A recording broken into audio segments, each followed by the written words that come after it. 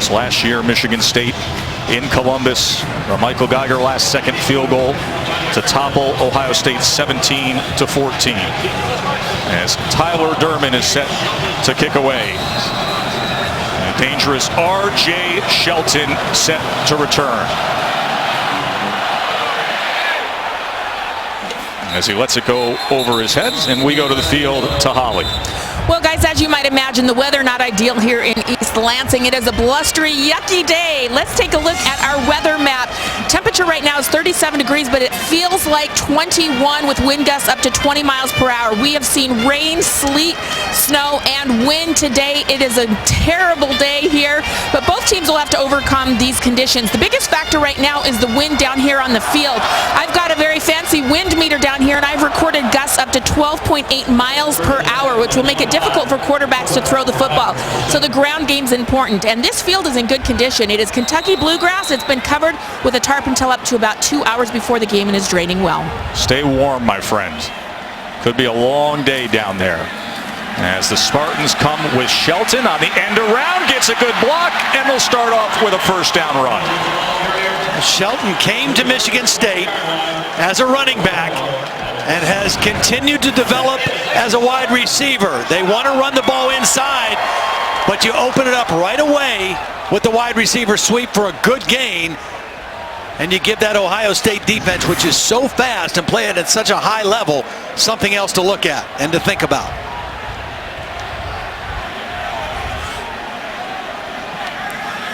Tyler O'Connor, senior quarterback. As they run the jet motion again, fake the pass, come back the other side to L.J. Scott. Well blocked again, and here goes L.J. Scott. Hello, end zone, 64-yard touchdown.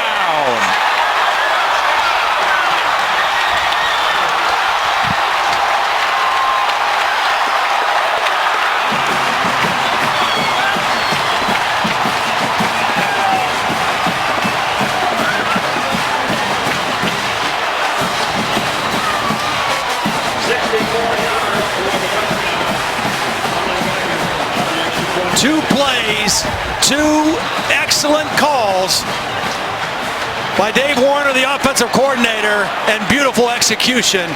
Exactly what the Spartans needed. As Geiger tacks on the extra point.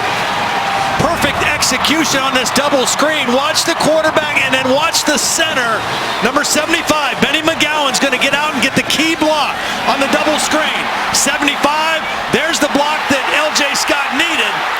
And Michigan State in two plays in the end zone. And building on the momentum that they got last week when they ended their 7-game losing streak, off to a quick start against the Buckeyes today. And consider how well this Ohio State defense has been playing. That is the first touchdown allowed by the Buckeyes in the last 10 quarters. The first play got them off balance. They, had to be expecting an inside run with L.J. Scott. Then they come back with the double screen. Two perfect calls against this very fast and very aggressive Ohio State defense. And the Spartans strike first. 64-yard touchdown reception, L.J. Scott. The longest pass play allowed by Ohio State this year. That is how we start off today.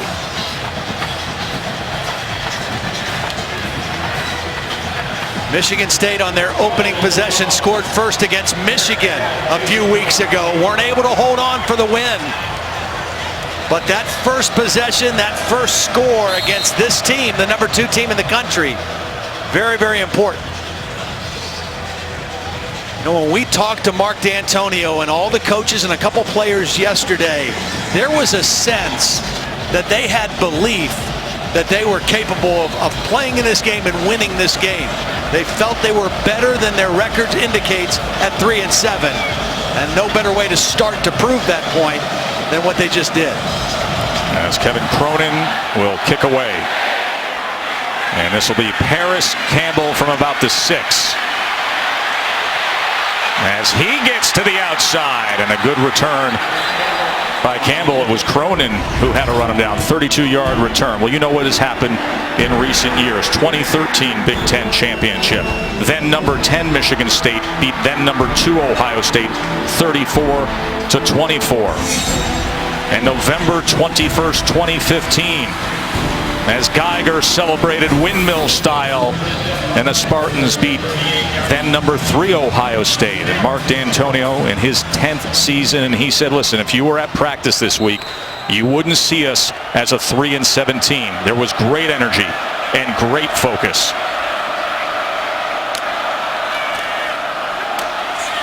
Mike Weber with a good-looking run to get the day started. J.T. Barrett, 98 touchdowns responsible for. That ranks second all-time in Big Ten history. He is 24-3 as a starting quarterback at Ohio State. Joined in the backfield by Mike Weber, the young running back, one of the 4 Michigan natives on the Ohio State team. As he shakes loose, keeps his balance, and a great effort by Weber to the 39-yard line of the Spartans. 2 big runs in a row right inside, attacking this young defensive front for Michigan State. Weber breaks a couple tackles, and if it were not for Justin Lane, number 39, that would have been a touchdown.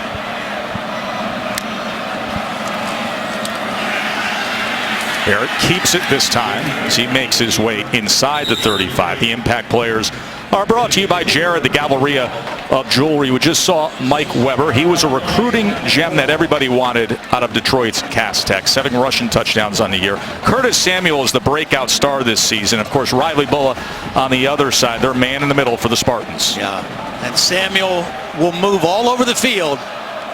They'll try to get him the ball right away. There's Malik McDowell, their best defensive lineman, out today.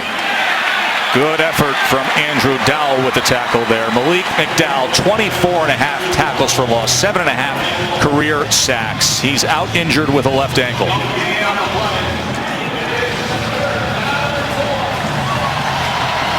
Now a 3rd and 4 again for the Buckeyes. The guy to keep an eye on, and the Where's Waldo for the Michigan State defense is that guy right there, number 4.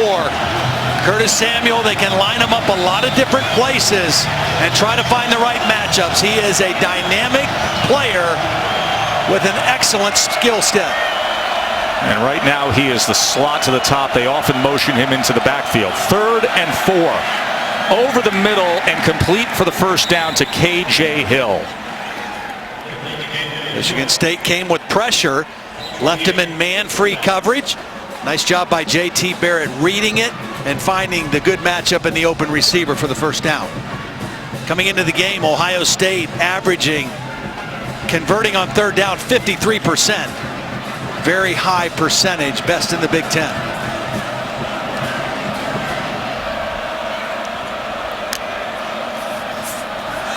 Here's Samuel. Aggressively getting after him that time was Monte Nicholson. They can line him up as a slot receiver as they did earlier in this possession, that time in the backfield. He doesn't have the physical build or strength to carry it or touch it 25 times a game like Ezekiel Elliott did. Their ideal number for him is about 15 touches a game. Barrett, that is incomplete. I think that ball might have gotten tipped. Looks like it was Raekwon Williams there, Todd. So a 3rd and 8 now for J.T. Barrett and the Buckeyes on their first possession.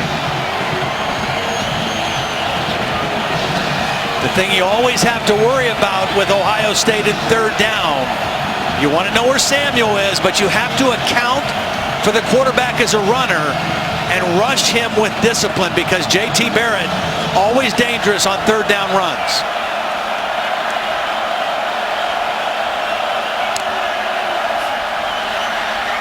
Barrett pressured and he goes down.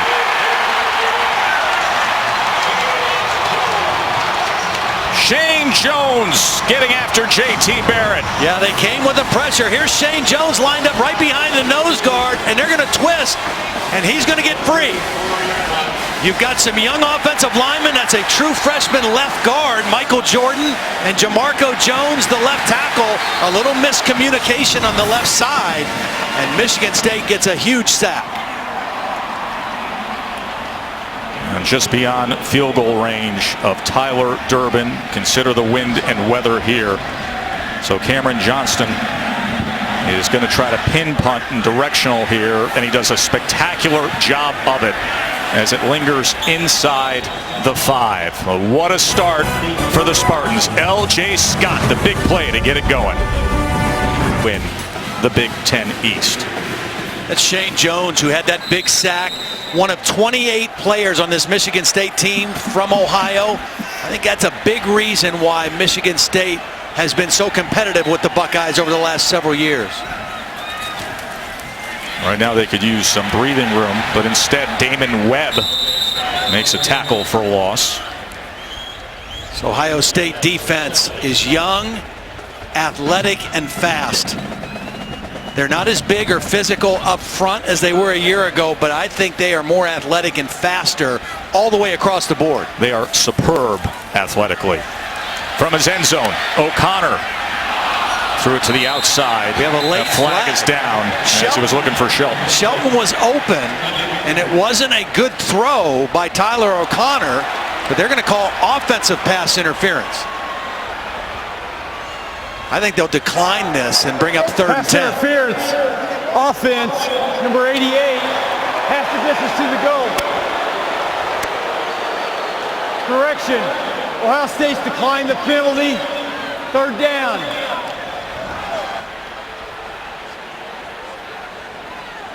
Called the foul on Medeiros, number 88. Right now, this is where Tyler O'Connor has to be really smart with the football. There's Medeiros and the outside receiver. Oh, they're saying it was kind of a pick or a rub play. I think it was incidental contact. 3rd down and 11 as he's 2 yards into his own end zone, Tyler O'Connor. Was looking for the quick strike, but it was batted and incomplete as Denzel Ward had coverage that time. So now they will be punting, and Ohio State's defense will earn their offense great field position here. Yeah, that was a big 3 and out. And that guy that we talked about on offense, where's Waldo? He's back to return a punt right now inside the 50-yard line. And this looks like it's into the wind for Jake Hartbarger. Those flags are pinning in that direction. So he needs a big one here as Samuel sits at the 46.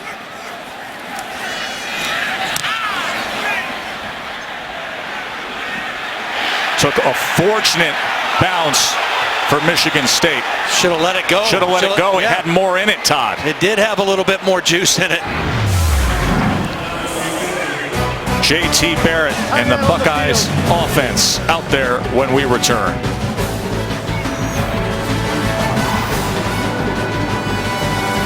But they're well conditioned to thinking of themselves as a championship caliber team. So you can say 3-7 all you want. It's not how they view themselves. And I think it's a credit to guys like Riley Bulla as a captain and the other seniors through the disappointment to keep this team on point and focused with great energy. Start this possession at midfield. J.T. Barrett on the designed quarterback run. He's got real good wiggle to him, a gain of 10. Yeah, you know, when he runs and he averages about 14 carries a game, he's not particularly fast. He's not particularly going to put his foot in the ground and make people miss, but he is slippery and he's very smart. He's very decisive when he does run the football.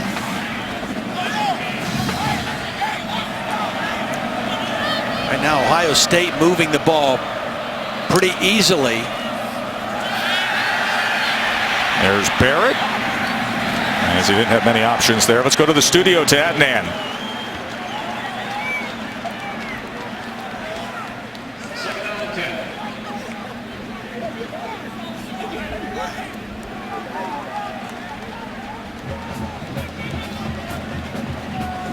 All right, Adnan. Be interesting to see how things develop on this Saturday after all the wackiness we had on an unexpected weekend of results last week.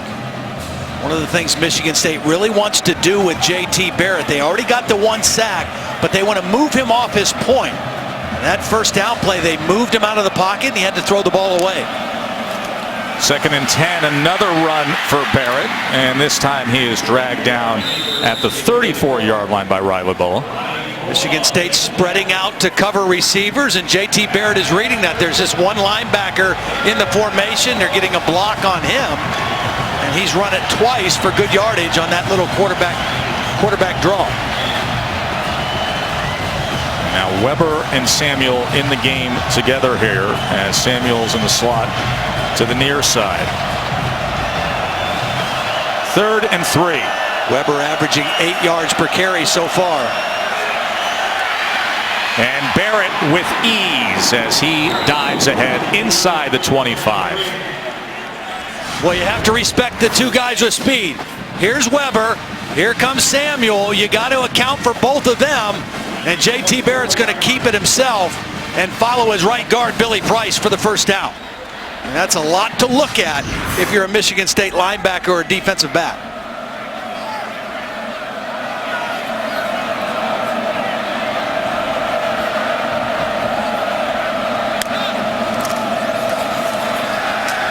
First down pass lofted to Curtis Samuel for the Buckeyes, touchdown.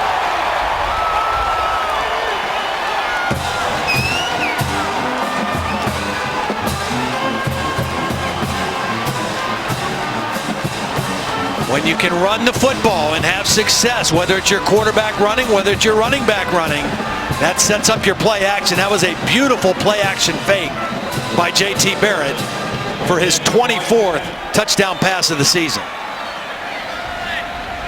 7th receiving touchdown of the season for Curtis Samuel. And that ties us up. Maybe one of the most underrated players in all of college football, Curtis Samuel from J.T. Barrett. And we got a good one in the snow here in East Lansing. I was out in the cold weather standing under a raised train track in Brooklyn at night. I said to Ed Warner, who was recruiting him, boy, this kid better be worth it. As only one player in FBS with 600 receiving yards and 600 rushing yards, I think he's worth it. Erasmus High in Brooklyn. Shelton takes a knee, and we take a visit with that man.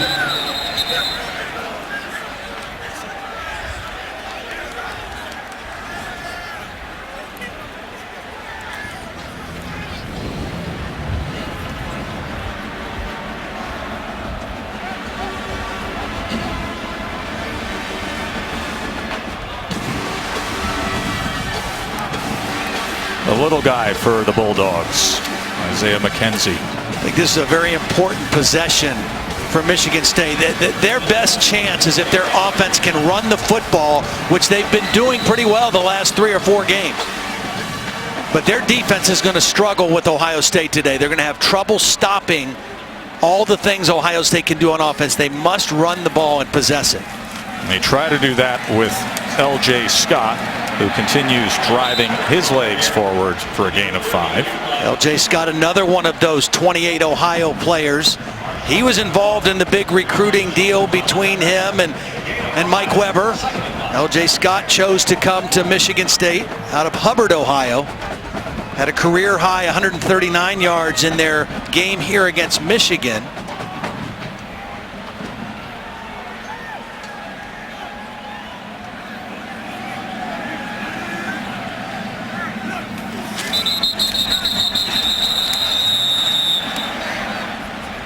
Going to set him back.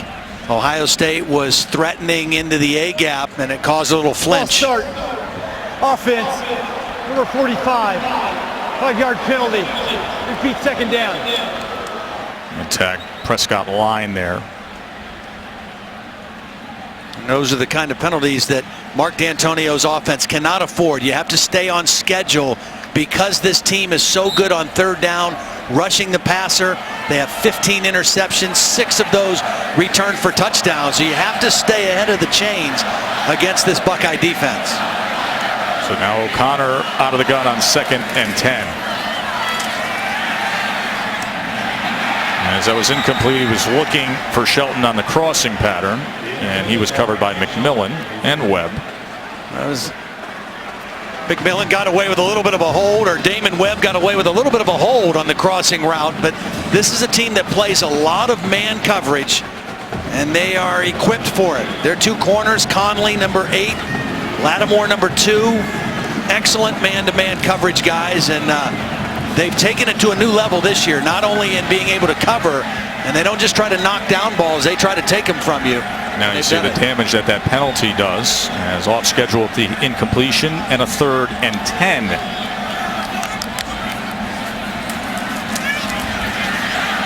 O'Connor complete for a first down. That's Donnie Corley. Excellent pass protection. That was a 5-man rush by the Buckeyes. So they were bringing extra heat. Watch the protection for Tyler O'Connor. He's able to survey the field. And a nice tight throw against man coverage. Ohio State plays 3 corners. That was Denzel Ward in coverage, and nice catch by Shelton.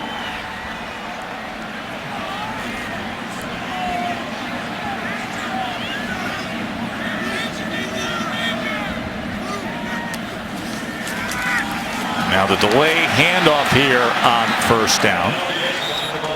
After we get finished today, we're going to go down the road to Ann Arbor, Indiana, and Michigan. That'll be 3:30 Eastern on ESPN. You know, this Ohio State defense has been so strong this year, but what Donnie Brown's been able to do coordinating that Michigan defense has been stellar as well. Very aggressive, attacking style. So that is coming your way. We will see if everybody stays the course for the showdown next Saturday. Scott again, and he was met and wrapped up by Chris Worley.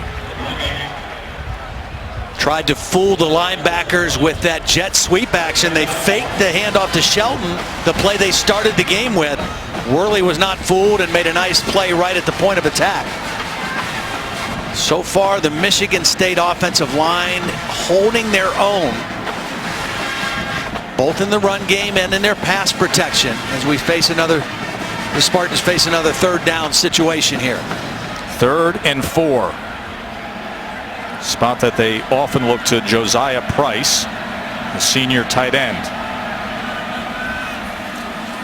Here's O'Connor, and he threw it to the right of Shelton and in front of Price, so they will be punting again. When they get you in 3rd down, Ohio State goes to what they call their rushman package. They bring their 4 best pass rushers on the field at the same time, and that time they were able to close the pocket quickly.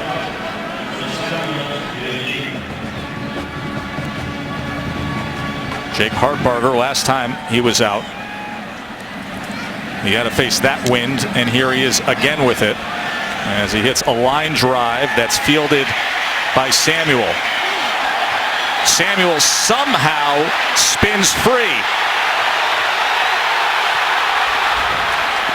and is able to make the most of it on the other side of the field. And it was Chris Fry who finally ran him down. Holly?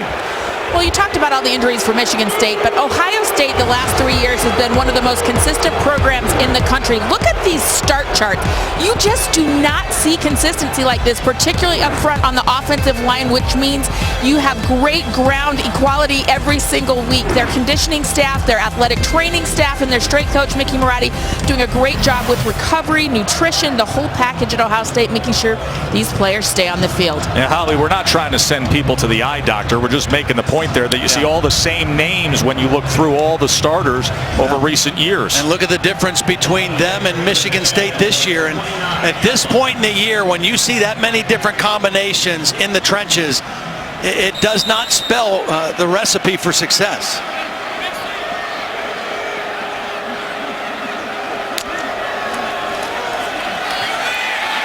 Barrett looked like he was probing for a pass, and now easily picks up good yardage that time out towards midfield. A 19-yard run for JT Barrett. Yeah, they were looking for the jump pass to the tight end, number 85. He's going to release here, and Barrett's looking for him, but it's not there. But again, you see the composure of JT Barrett. He doesn't get panicked. He just tucks it and not only gets what he can get, but he gets another first down. Again, Ohio State has so many ways to attack you with a quarterback who is so efficient in this offense. Barrett taken down that time by Demetrius Cooper. This was a designed roll by the quarterback, but the right tackle just kind of lost contact with his block. Watch right here. JT Barrett's moving, and the right tackle, Isaiah Prince, just kind of lost contact, and the Spartans end up getting their second sack. Price, the sophomore right tackle on this offensive line for the Buckeyes. He had a really leaves them in a 2nd and 15. Rough night against Penn State in that loss up in Happy Valley, but has played much better since that night. That ball was deflected at the line of scrimmage and falls incomplete. It was Williams again getting his hand up top. Second deflection. 2 sacks, 2 deflections, and a 3rd and long now for the Buckeyes.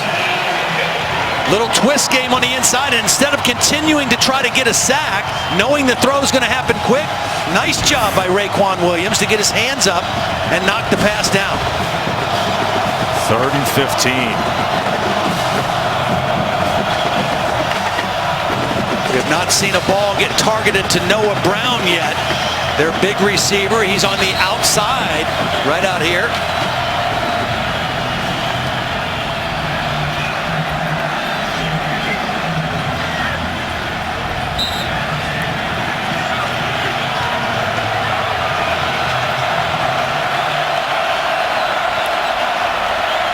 Line to make is the 42. 3rd and 15 for the Buckeyes. That had no chance. So that Spartans defense undermanned without their best player, Malik McDowell. Now, that was a weird able to get off play. the field here. JT Barrett, it just looks like he never really completely got the handle, and the ball just took off on him. Wanted to get it out quickly to Samuel.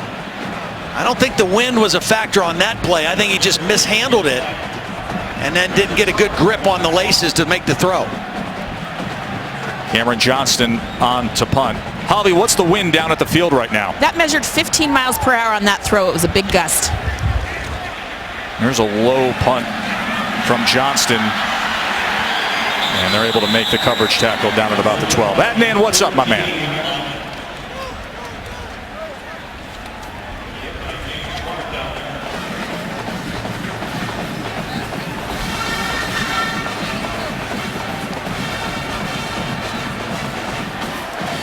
So Nebraska aiming towards their 9th win of the season.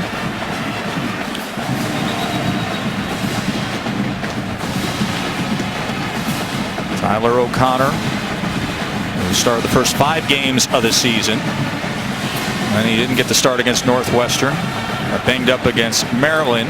Came back against Michigan. 4 games with 3 passing touchdowns apiece. He started off the day with a big one, the second play of the game to L.J. Scott. And here is Scott as he gets free. And L.J. Scott, what a show he's putting on. Another chunk play for the sophomore Spartan.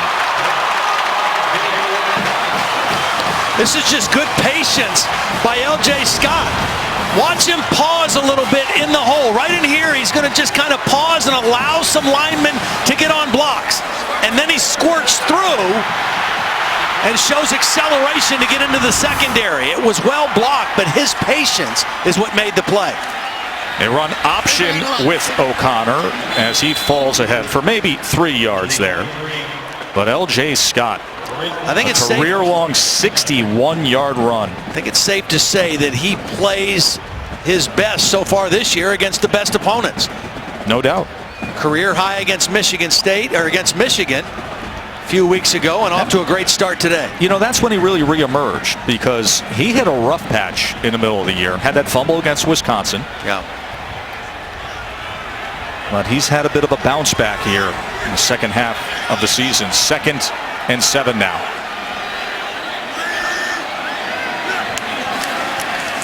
as they go to the up back line.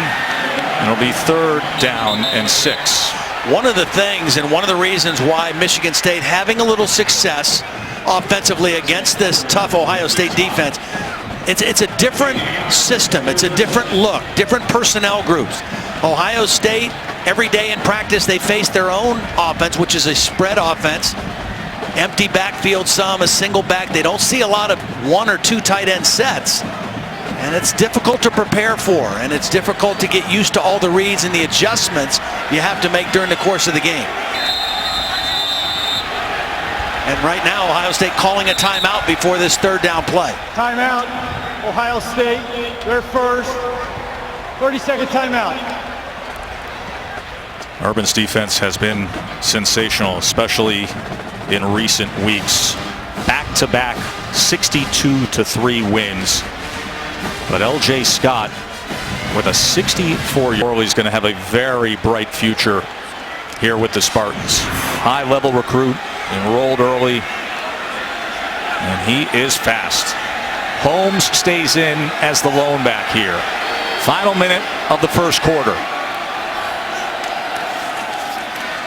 Here's the pitch to Holmes, and that was well managed and disciplined defense by Ohio State. McMillan was the first to get in there, Todd. A loss of 6. Yeah, Raekwon McMillan, the leading tackler on this team, read it so quickly. Here he is right here.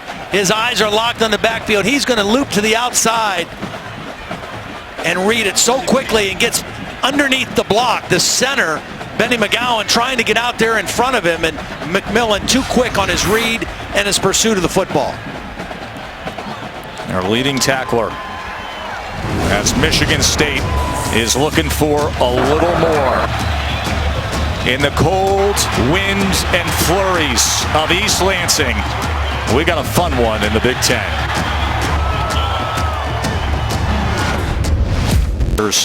Passed away this summer. Renee Hill on the right, Karen Sadler, the mother of Mike Sadler, the former All-America punter, on the left. In fact, today would have been Mike's 25th birthday.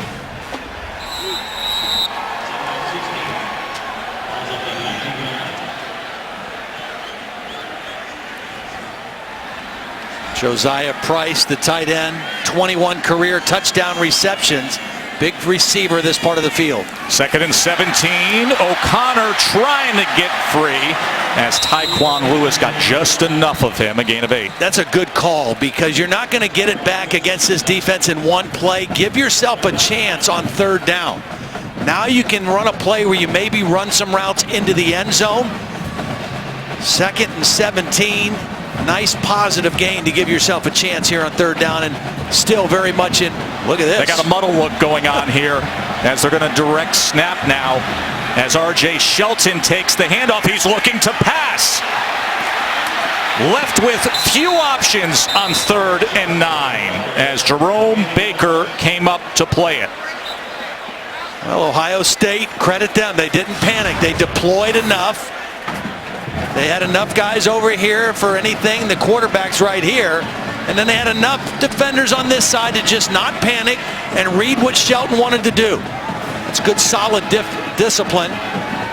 Luke Fickell, defensive coordinator, along with Greg Schiano. Not sure that's a play they prepared for, but they handled it and adjusted to it right. And perhaps an advantage that they flipped sides for this 2nd quarter on the field goal attempt by Geiger. As with the win that is significant today, he's able to put it through and give 3-win Michigan State the 3-point lead over number 2 Ohio State. The go-to guy for this Ohio State offense. They can move him in a lot of places. In the backfield as a slot receiver. He's had 2 receptions in the game. This one, his 2nd one for the touchdown. Get him isolated on a safety and find him for the big score. And he is so versatile and has such a skill set. Urban Meyer has said, reminds us of Percy Harvin, the guy we had in Florida. Very similar when you look at their numbers as a runner, as a receiver, and right now in this season, Curtis Samuel, the only player in FBS to have over 600 yards rushing and 600 yards receiving. And as we showed you there, when you compare their junior seasons, really any season, because he's ahead of pace of any of Percy Harvin's single season high stats at Florida with Urban Meyer. He is dynamic. But right now, it is as you thought things could play here with Michigan State, as did their coaching staff, in terms of having the attitude they wanted, the weather they wanted, and the pace of game that would favor them. And their offensive line is playing well enough to keep them in this thing right now. Their defense has come up with some timely sacks at the right time as well. Paris Campbell on the return, as he struggles to get to the edge, and we go to the studio to Adnan.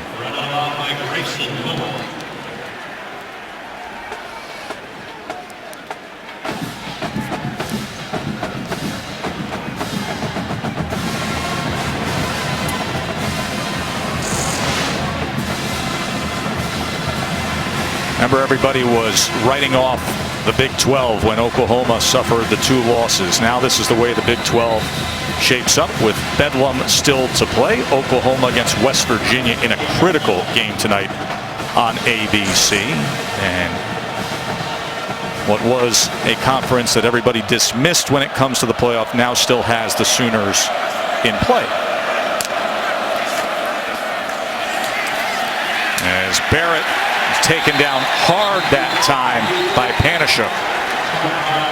Panishuk, another one of those young guys, a true freshman out of Illinois. This defensive front from Michigan State, we already talked about, they're missing their best player, Malik McDowell, but from last year's team, 3 starting defensive linemen all in the NFL right now, and they've been replaced by a lot of youngsters that have bright futures here, but still learning on the job. Shalik Calhoun and Joel Heath, Lawrence Thomas. As Weber is met. Let's go down to the field to Holly.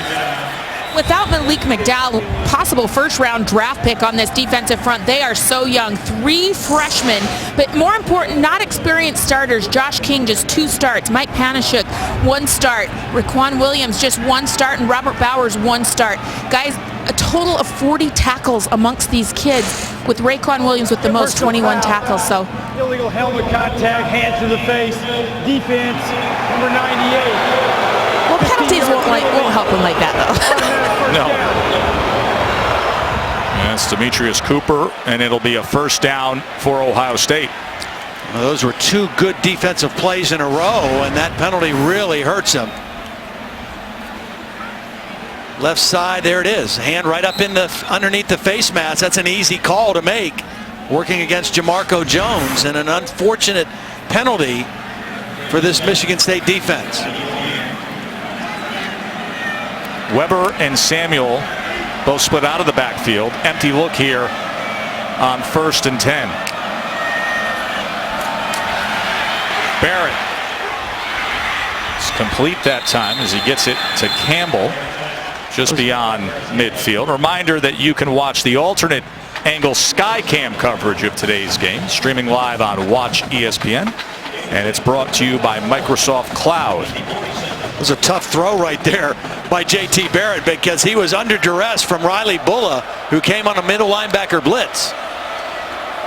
Weber to the near side, well blocked, and Mike Weber rides his way inside the 30. The Buckeyes on the move. Little something extra now with Nicholson, and a flag comes out.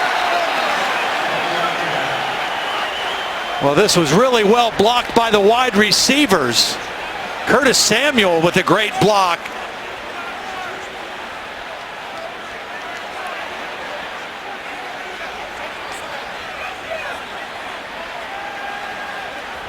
You want to run well to the perimeter, you have to have wide receivers that are willing to block, and that time Ohio State, excellent job on the outside by McLaurin, number 83, and Curtis Samuel, as the officials are still trying to figure this one out.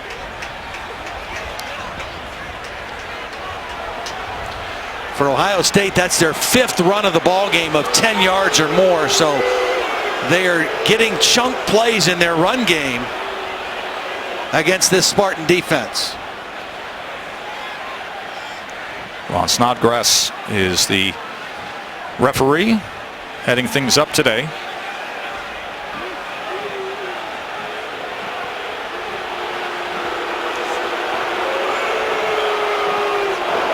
There are 2 fouls on the play. Personal foul, unnecessary roughness, offense number 73. At the end of the play, dead ball, personal foul, defense, 15-yard penalty. Both fouls are being first down. The foul against Michigan State, I think, was Monte Nicholson, number 9, at the end of the play on the sideline. Bill Lamagnier is our rules expert. Bill, what do you got here? Well, as the play goes out of bounds, there was contact between the 2 officials there. It's a good job at first of the officials getting in there, but sticking your hand in a guy's face. That should have been on Ohio State, not Michigan State, right? I agree. I mean, the penalty went against Nicholson. I think it should have been 2 penalties against Ohio State. Bill, you agree with what Todd just said? I agree. There should have, both of them were in each other's face. Both should have been unsportsmanlike conduct calls.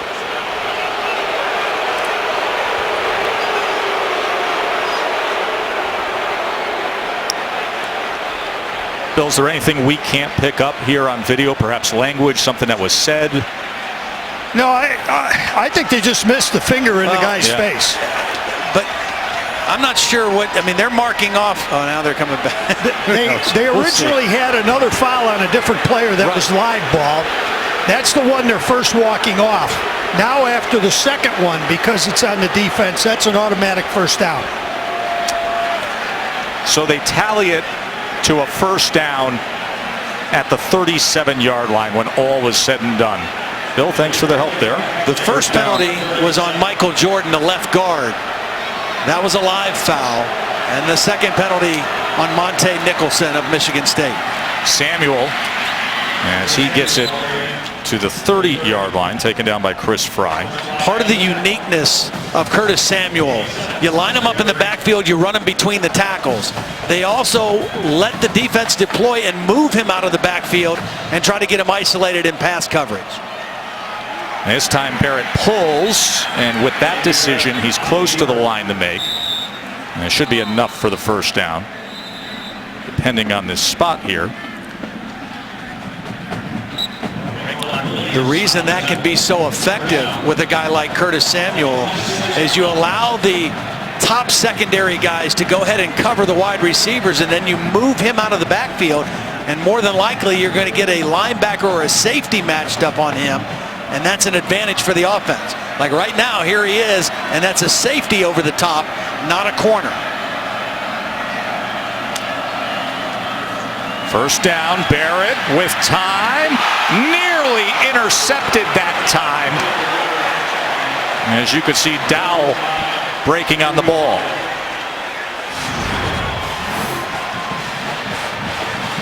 JT, a little dangerous on this pass. The ball hung in the air. It was thrown to the inside, intended for Weber. And Dowell almost had a big interception. It might have been a pick 6 for the Spartans. 2nd and 10 now.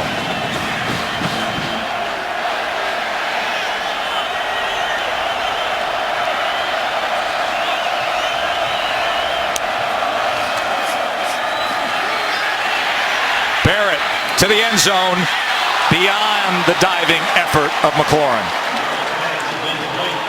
Well, credit Riley Bulla on a delayed middle linebacker blitz for just causing JT Barrett to throw this a little bit too far. Riley Bulla is right here, and he's not going to come right away, but he's going to delay blitz. And because of that, Barrett is not quite able to step all the way into this throw and get the touchdown. His receiver had a step. Ball just a little overthrown. A roaring Spartan Stadium on 3rd and 10 for the Buckeyes.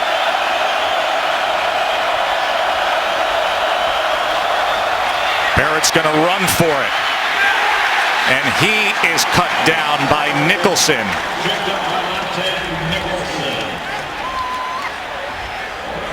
Nicholson making up for the penalty that was called on him earlier with a big stop on J.T. Barrett and forcing a field goal attempt. Holly, what's the situation with the wind Tyler Durbin is facing here with this attempt? Well, right now it's at his back. He's kicking into the wind, and it's only at 2.8 miles per hour. So right now, very quiet on the field. A good time to kick a field goal this direction. 39-yard attempt to tie it for Durbin. And he does that. He has had a sensational year. Of course, just one moment against Penn State. Other than that, perfect. Tied up, 10 apiece here at Spartan State. The number 2 team in the country, Ohio State, just moments ago tying things up here.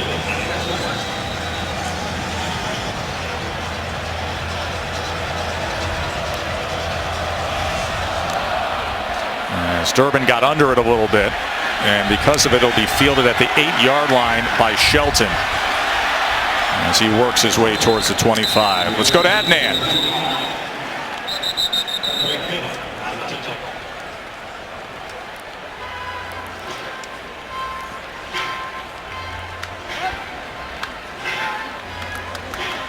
L.J. Scott, he was off to a great start.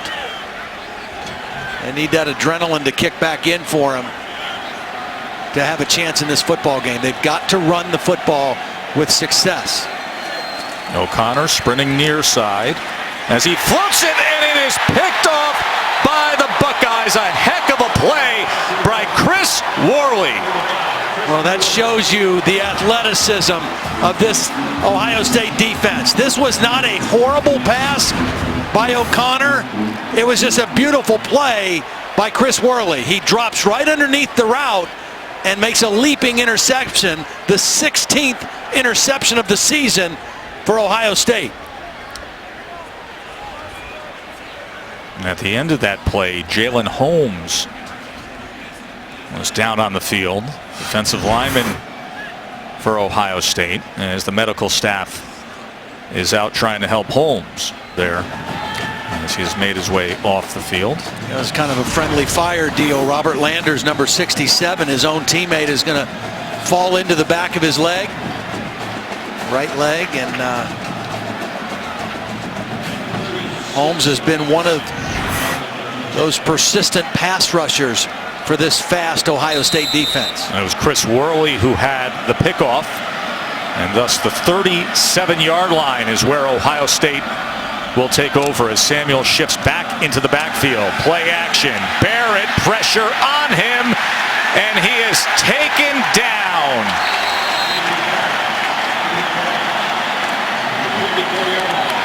And it was Cooper and Bowers in the 3rd sack of the game for Michigan State. Well, just another timely rush by Michigan State. It's just a 4-man rush, and a nice job getting there. Demetrius Cooper was the first guy to get there and flush him out of the pocket, and Bowers ends up with the sack. But Cooper, with his quick rush, was the first guy to collapse the pocket on J.T. Barrett. So now a 2nd and 16. Mike Weber to the top of your screen as they go empty again. Snow is coming down harder. Barrett trying to dance and spin his way through the middle and back to the original line of scrimmage. Ohio State has moved the football against this defense, running it, throwing it, but timely sacks by the Michigan State defense have kept them right in this thing, and that's why the game is tied at 10 apiece. 3 sacks for Michigan State against that group. Can Cooper do it again? Ohio State 2 of 5 so far on 3rd down.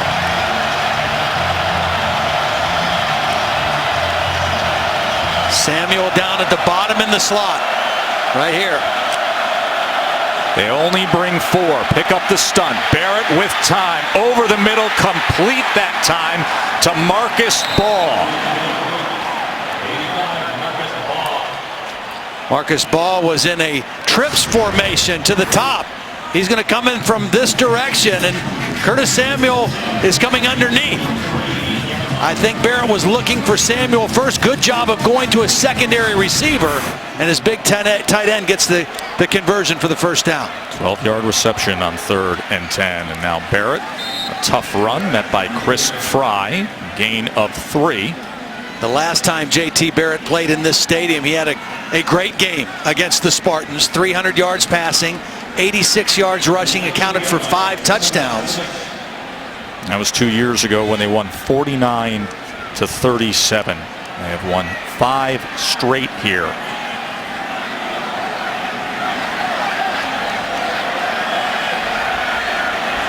Just a brief moment of clearing from the snow. Here's jet motion with Samuel. And good job staying with it by Chris Fry. It'll be 3rd down and about 3. Michigan State trying to overcome that turnover. When we talked to Mark D'Antonio about some of the reasons for the downturn this year, one of the things he said, turnovers. The last 3 years they've been the best in the Big Ten at turnover margin. This year, -4. They were +14 a year ago, -4 this year, trying to survive the first turnover of this ball game. Remember, they turned it over 4 times in that loss to Wisconsin. That started the bad roll, the 7th straight going south. 3rd and 3. Inside handoff, and Mets stop fumble. Spartans are on it. Fumble recovery that time. Alexander came up with it. Well, Riley Bulla was the first guy to get there, and he forced Mike Weber to try to bounce this. Do you mean tomorrow? He says, we're going to be all right tomorrow. And they so were very far, confident. They are all right. He also used the phrase belief, that you have to believe, and that he felt his team very much believed that today could happen and play this way. As L.J. Scott's got a lot of green ahead of him. They start off this possession with a 24-yard run. Watch Cody Keeler, the right tackle, just collapse this side of the Ohio State defense. The corner goes with the receiver because it's man coverage. That leaves nobody out there on the perimeter. And Cody Keeler, the right tackle, just sealed the edge. A lot of man coverage by Ohio State. So when a guy goes in motion, that defender has to go with him and voided an area there. Damian Terry in the game right now at quarterback. Remember, he was mixed in last year against Ohio State as well, and he's going to throw his first moment in the game, and he's going to go downfield incomplete. Was looking for Madaris, covered by Ward. Well, I love the call. Even though it was incomplete and the ball sailed a little bit on Terry, it's a good call because everybody on the Ohio State sideline is thinking if this guy's in, it's quarterback run game, and so the first play he's in, they throw it. If that ball's thrown a little bit more towards the middle of the field, they might come up with the completion. Well, Terry upset about missing an opportunity there. 2nd and 10 now with Tyler O'Connor back in the game.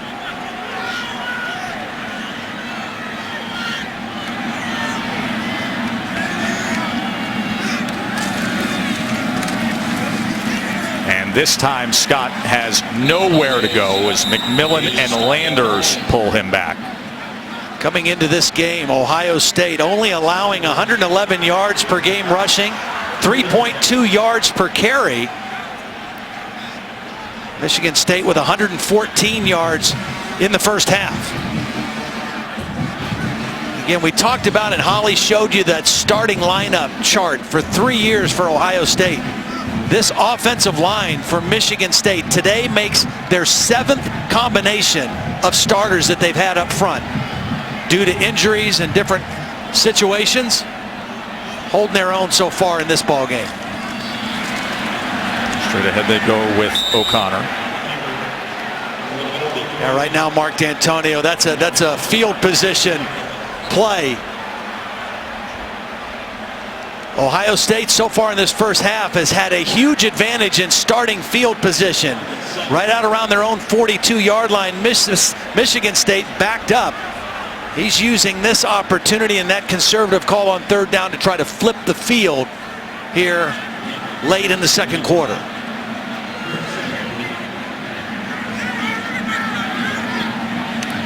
Hartbarger. He gets off a very good punt this time. Turns it over as Samuel muffs the ball inside the 5 and has to fall on it. So flip the field he does with a 52-yard punt. Jay Hartbarger. Timeout on the field. A fun time here in East Lansing. These November games, aren't they interesting, phone out with Nebraska or Wisconsin right now? But so far, we've got the most intriguing happenings right here in East Lansing. Ohio State from the 4.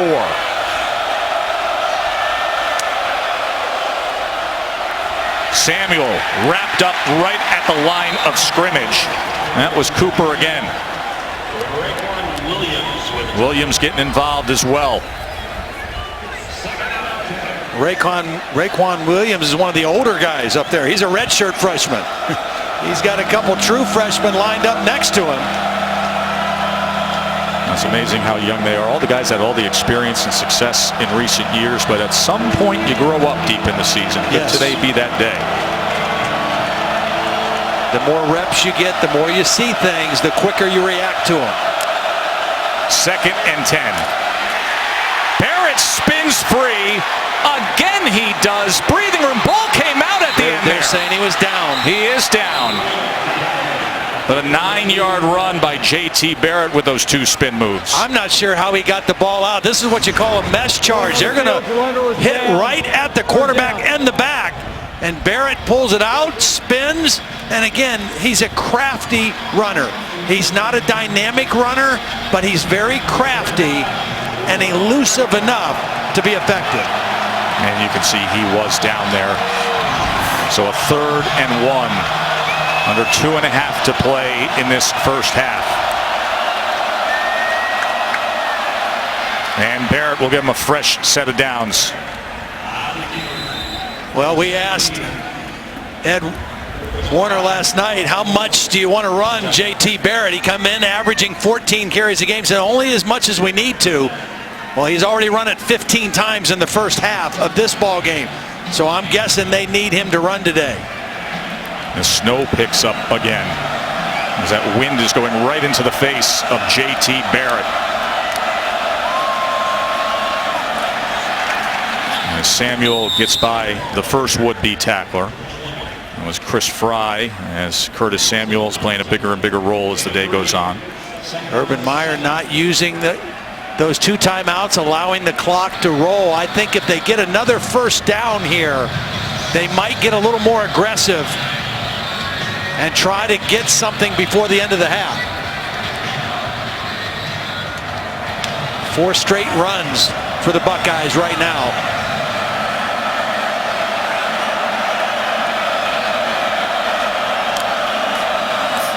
Second and 7. Pressure on Barrett. Gets it complete. Paris Campbell. Right at that spot there. Maybe just short.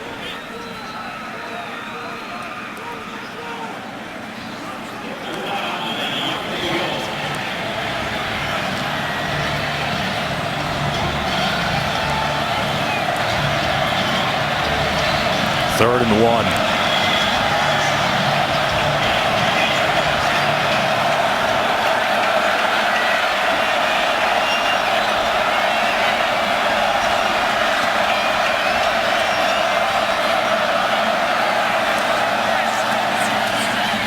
Weber with ease. Wasn't met until he had 4 yards in. Adnan, what's up?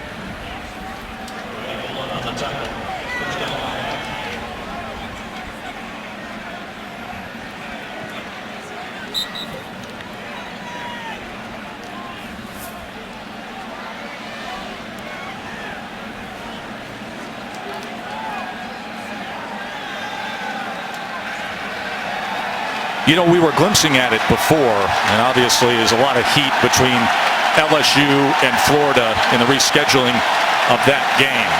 Ohio State will get the ball when we start the second half here. 3-7 Michigan State, but you know how they've been playing in this series lately. The last 4 games between them, plus this half, they have now each scored 114 points even, 10 apiece here as we go back to Adnan in the studio. Over in the red zone, that was Dylan Alexander who recovered that fumble. Remember, Ohio State was in good shape with an interception. Good field position, and then Michigan State forced the fumble. So here is JT to pass to open things up to Samuel.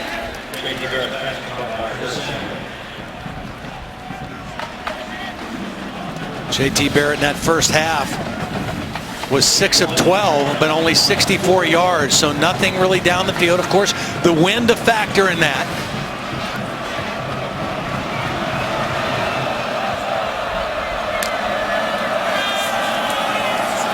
There he is on the run, and he's going to be just short of that line to make, as Robert Bowers had the tackle.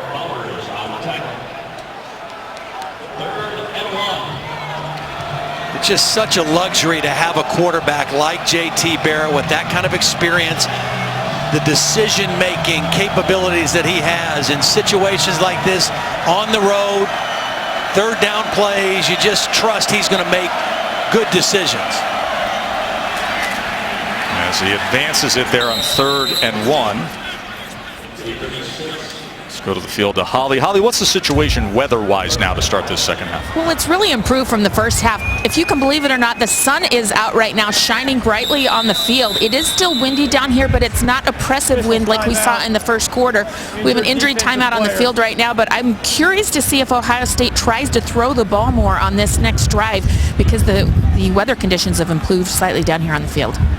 You know, they're attending to a defensive player, but that ball came out on the run by JT Barrett. Well, the players reacted to it, but the officials made no... Now, Ohio State may have recovered it, but the ball came out as Barrett was hit before he hit the ground. There's the ball right there, out, before JT Barrett is down. Now, I didn't see who recovered it or who came out of the pile, and there was an injured player at the end of the play. But on that 3rd down and 1 play, the ball is definitely out before Barrett's down. Ohio State's lined up over the ball, and we had the stoppage because of the injured player Bowers, but they're 3 for 3 now on converting 3rd and 1. Barrett, downfield he goes, but it was beyond a wide open James Clark. Yeah, those are throws you just have to make. I know it's a windy condition. You have to kind of drive the ball a little bit more into the wind, but when you get those chances for the big chunk plays in the passing game, you have to come up with them, and JT not able to make an accurate throw on that play.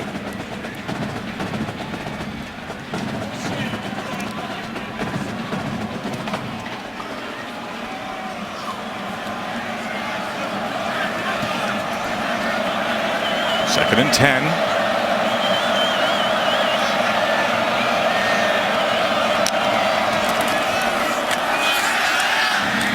As he gets the quick strike this time to Clark. It'll be 3rd and 1 at the 45-yard line. Ohio State coming into the game 53% conversion on 3rd down, and this is part of the reason why. When you can move the ball on 1st and 2nd down, stay ahead of the chains and give yourselves 3rd down and short, pretty easy to convert. They're 6 of 10 in the ball game tonight. Barrett and Weber in the backfield.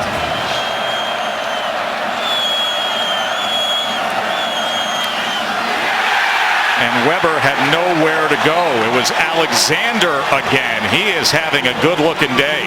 Well, it was a slant, and they guessed right. They slanted right into the play. Here he is right here. Both these guys are going to slant to the inside, and the tight end ball is not able to cut him off before he gets into the backfield. That is a big play on 3rd down for the Spartan defense. Alexander had the fumble recovery earlier and now comes up big on that spot, forcing a punt out of Cameron Johnston, who averages 47.2. A line drive rugby style. And that takes an Ohio State bounce all the way inside the 15, down close to the 11-yard line. 45-yard punt. That's where Michigan State will start, tied up with the Buckeyes. Like a 3-7 team, Mark D'Antonio told us all day yesterday, and they are tied up with the number 2 team in the country. And Damian Terry is back in at quarterback for the Spartans, and he is going to do what he does best, and that is run the ball as he did last year in the Ohio State game. Again, first play he was in the first half, they threw deep. They didn't complete it, but it kept that Ohio State defense a little bit honest. That time, they go to the quarterback run on first down, and it's a nice positive game. Of course, this drive starting at the 11-yard line. Michigan State 7 total drives today. 4 has started inside their own 20. Only 6 first downs for this Michigan State offense in that first half as well.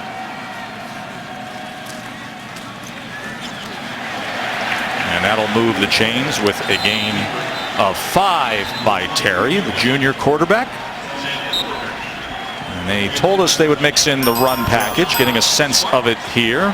See Baker Mayfield and Skylar Howard, who go about it a much different way, will be in prime time tonight on ABC. Baker Mayfield all of a sudden right in the Heisman hunt after Lamar Jackson's stumble on Thursday night. Got to believe this might be a throw on this play from Terry.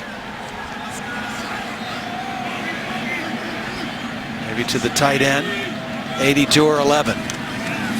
Play action. Downfield.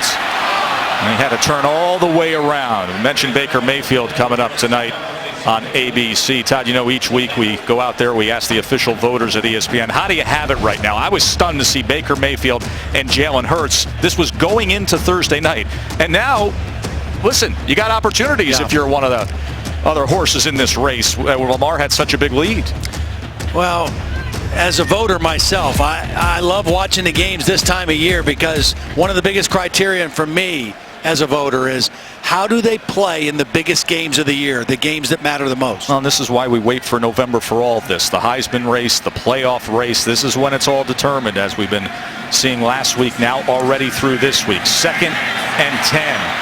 O'Connor downfield and incomplete, as Michigan State still with no wide receiver receptions today. Well, again, the corners, and there's 3 of them really for this Ohio State defense. Garyon Conley and Marshawn Latimer are the starters, and then Denzel Ward comes in as the 3rd corner. They are outstanding man-to-man coverage guys.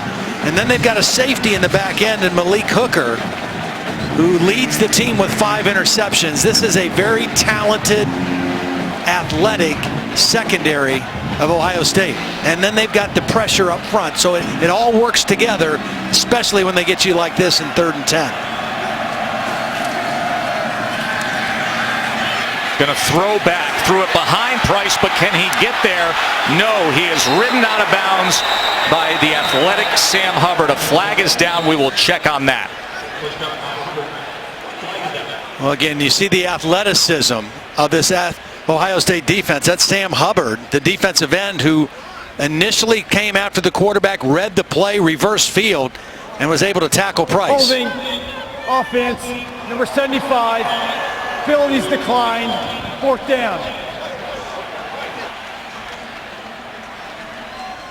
Sam Hubbard out of Cincinnati, Ohio, plays with a high motor. Kind of sets the tone up there for that defensive front. Urban first spotted him when he walked into a high school dodgeball game. This is a former lacrosse star who played some safety in high school and grew into 6'5", 266.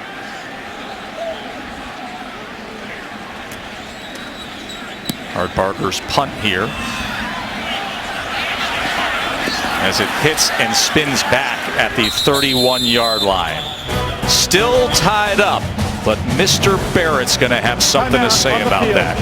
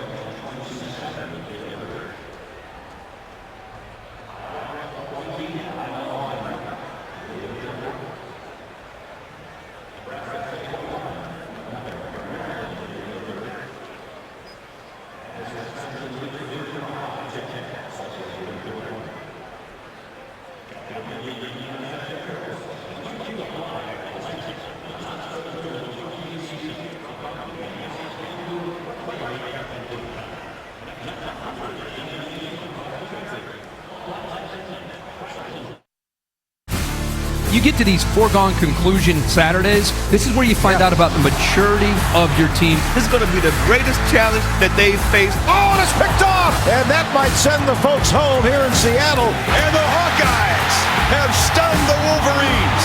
Michigan unbeaten no more. They're trying to knock off number 2. All the way and good. Oh, and it's picked off! And that might send the folks home here in Seattle. And the Buckeyes have stunned the Wolverines. Michigan unbeaten no more. They're trying to knock off number 2. All the way and good. And it is stunned disbelief inside Death Valley.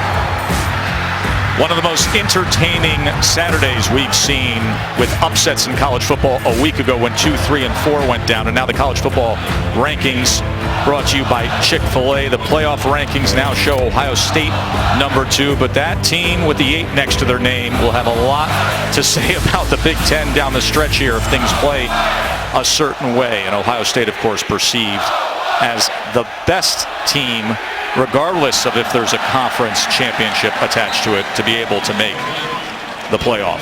That's interesting. And there's obviously points with the committee and emphasis with the committee on conference championships.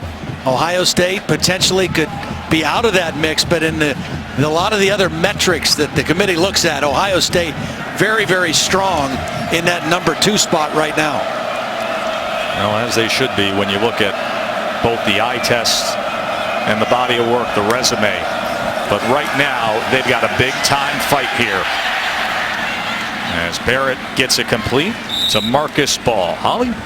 One of the interesting things this year with the College Football Playoff Committee will be how they view conference championships. Right in their principles that they list as the most important is a conference championship. Now, Ohio State might test that case because Penn State has the tiebreaker right now. If the Nittany Lions win out, they would go to the Big Ten championships game. If Ohio State sits at home, will they still include them in the playoff despite not being conference champions? JT Barrett had a quote. He said, like, you're going to leave Ohio State out. That doesn't make sense to me. But you are right, Holly, as Barrett will have the first down and more for the Buckeyes. This one's going to come back for a hold, but you see the crafty running ability of JT Barrett. Not flashy, not particularly fast, but he knows how to run and elude people. Holding, offense, number 65, 10-yard penalty, repeat 3rd down. Pat Elflein, the center. Pat Elflein has played guard before. He's the center. He's going to lead out on this play, and he's the guy who gets called for the hold. Right there in the middle of the screen, he's got that outside hand around and not allowing the defensive tackle to get outside. 4th time Ohio State has faced a 3rd and 10.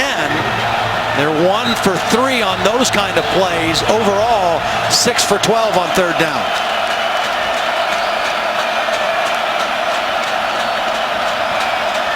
As they'll motion Weber out. And he come back the other way, off the mark, and then falls to the ground. As that was dangerous for a moment with Donnie Corley tracking that ball. And the Buckeyes will be punting again. Not a very good pass by JT Barrett. It's a short pass. The wind should have no effect on a play like that. You got to get it in the hands of your playmakers quickly. That's the first 3 and out today for Ohio State. Cameron Johnston on to punt as flags rain in prior to this.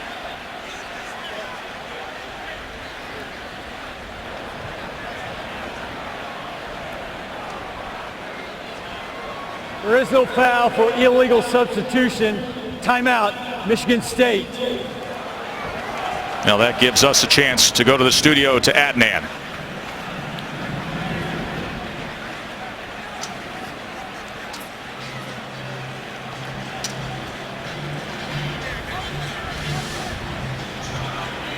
A 30-second timeout. Yeah, the Eli hanging tough. It has been an up and down year for my boys from New Haven.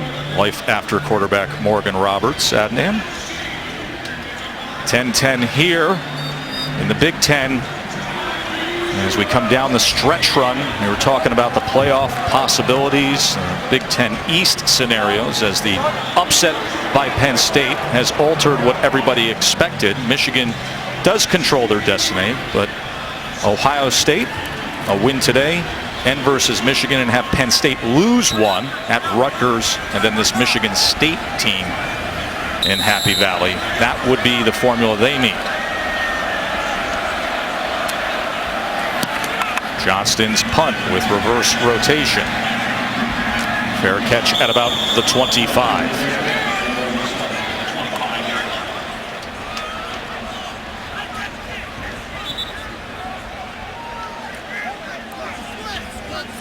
It is time for today's Aflac trivia question.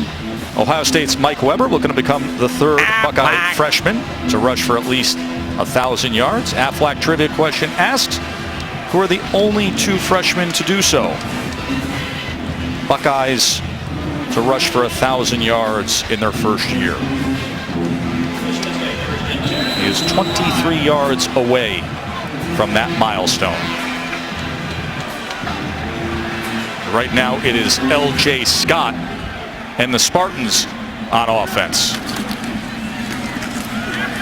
As Scott patiently looks for something, and Robert Landers finds him. L.J. Scott with 2 big runs and a big reception in that first half.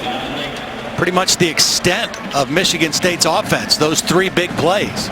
64-yard touchdown reception was the second play of the game. You talked about how what happens early on could set a tone and set the course for the kind of game we get. You get that sense now when you look back. Well, and Michigan State desperately wanted to be able to run the ball with some success and get this to be a fourth quarter game. That's where they historically, before this year, have won football games. Here's the tap pass to Shelton as it got a little congested around the 31-yard line as McMillan came up with the tackle. And conversely, for Ohio State, they haven't been in a game like this for a couple weeks. No, 62-3 back-to-back. Yeah. They walloped Nebraska and took care of Maryland. 3 straight wins since the upset at Penn State. And both of those games were over at halftime. Yes. They were huge leads in the first half of both of those games and kind of clear the benches and play your reserves in the second half. 3rd down and 3. O'Connor. Now for a moment he had his man Madaris and threw it to the outside. Not sure who he was throwing that one to. Now it's kind of in between options. I think Michigan State is going to have some kind of a play, a fake punt, something. I don't know that this is the situation or the place or the time, but I think in order to win this game, they're going to have to come up with some kind of play like that to turn the football game.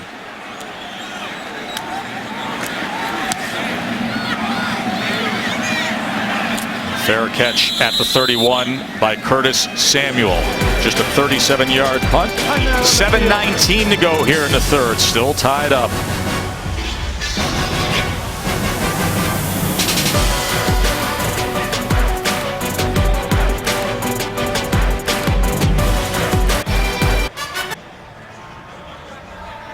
Florett. That's the Aflac trivia question, as Weber has had such a strong year, the redshirt freshman from Detroit. Gotta wonder if Noah Brown is going to factor into the Ohio State offense at some point. Haven't called his name.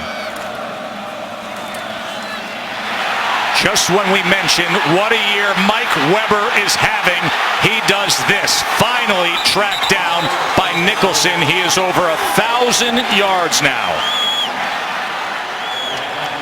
Nice job blocking at the point of the attack. Watch the tight end ball. He's going to come in, fold in here, and seal off the linebacker. Weber gets right on his hip and then shows the acceleration once he gets to the second level. 52-yard run by Mike Weber. Buckeyes in business here to break this tie. Ohio State now with 177 yards rushing coming into the game. 267 yards average per game.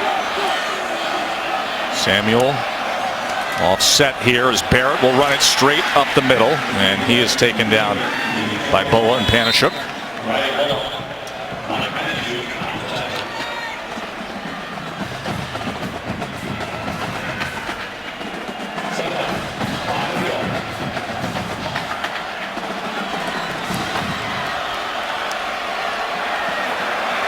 Second and 5.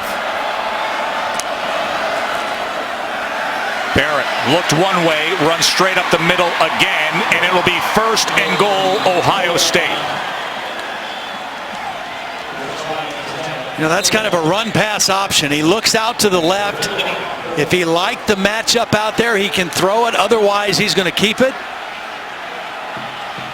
And again, his decision-making over the course of his career has been outstanding. Even when he was a first-year starter, that was something that really stood out about J.T. Barrett. There's a little conversation with the right guard, Billy Price, prior to this. And straight up the middle, Mike Weber.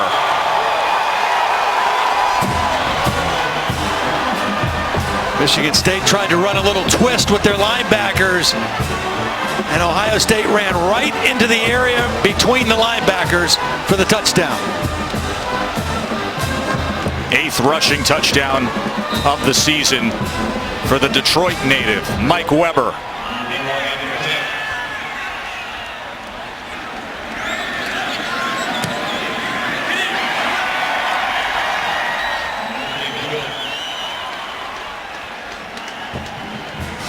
Well, after we gave you the Aflac answer, Mike Weber, as if on cue, went over 1,000 yards with this carry. And a few plays later gets the touchdown, and just perfect execution. Watch the linebackers split, and Weber goes right in between them for the touchdown. And that 4-play drive that took only 1:46 with a big 52-yard run. It looked a little more like the Ohio State team that we've seen in recent weeks. A team that scored 124 points in the last 2 games in quick order. Holly? Well, Mike Weber leads the FBS in rushing yards by a freshman, but a really cool moment that went viral before the season when Tony Alford, his running back coach, called his parents and told them he was going to be the starter. Your son has done a great job, and so I want to give you guys a call to let you know he's today we're going to name him the starting tailback at Ohio State. I know, right? No. I think that mom's scream and jubilation for her son is everything, and he has lived up to that. He has, Holly. It's thrilling for his mom, Tony, his dad, Mike Sr., of course, from right here in Michigan, where many considered him perhaps the best running back to come out of Detroit high school football in a couple generations. And it was a fierce recruiting battle between Urban and the then newly hired Jim Harbaugh at Michigan for Mike Weber. And as this is kicked out of bounds, let's go to the studio to Adnan.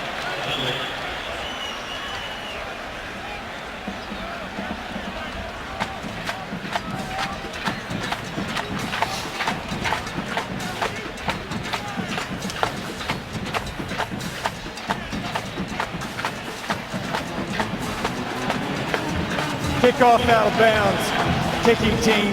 Ball be placed in the 35. And as we've learned, anything can happen. That Indiana team gave Penn State a back and forth fight a week ago. Yeah, they can score. Do a lot of creative things on offense.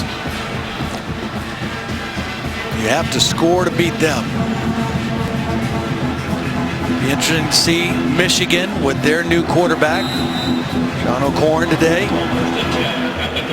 Who's had a lot of success earlier in his career, was battling for that position, and now has to step up with Spate injured. As this is complete to Medeiros. First completion to a wide receiver, I think, right? You know, they're going to count that tap pass to Shelton, which drives me crazy in college football box scores, that a tap pass like that counts as a reception. But yes, the first true reception, undoubtedly, Todd. Well, the point is, Tyler O'Connor is going to have to hit a bunch more to wide receivers in this game, because They had run 8 plays before that for only 24 yards. That was an 8-yard gain.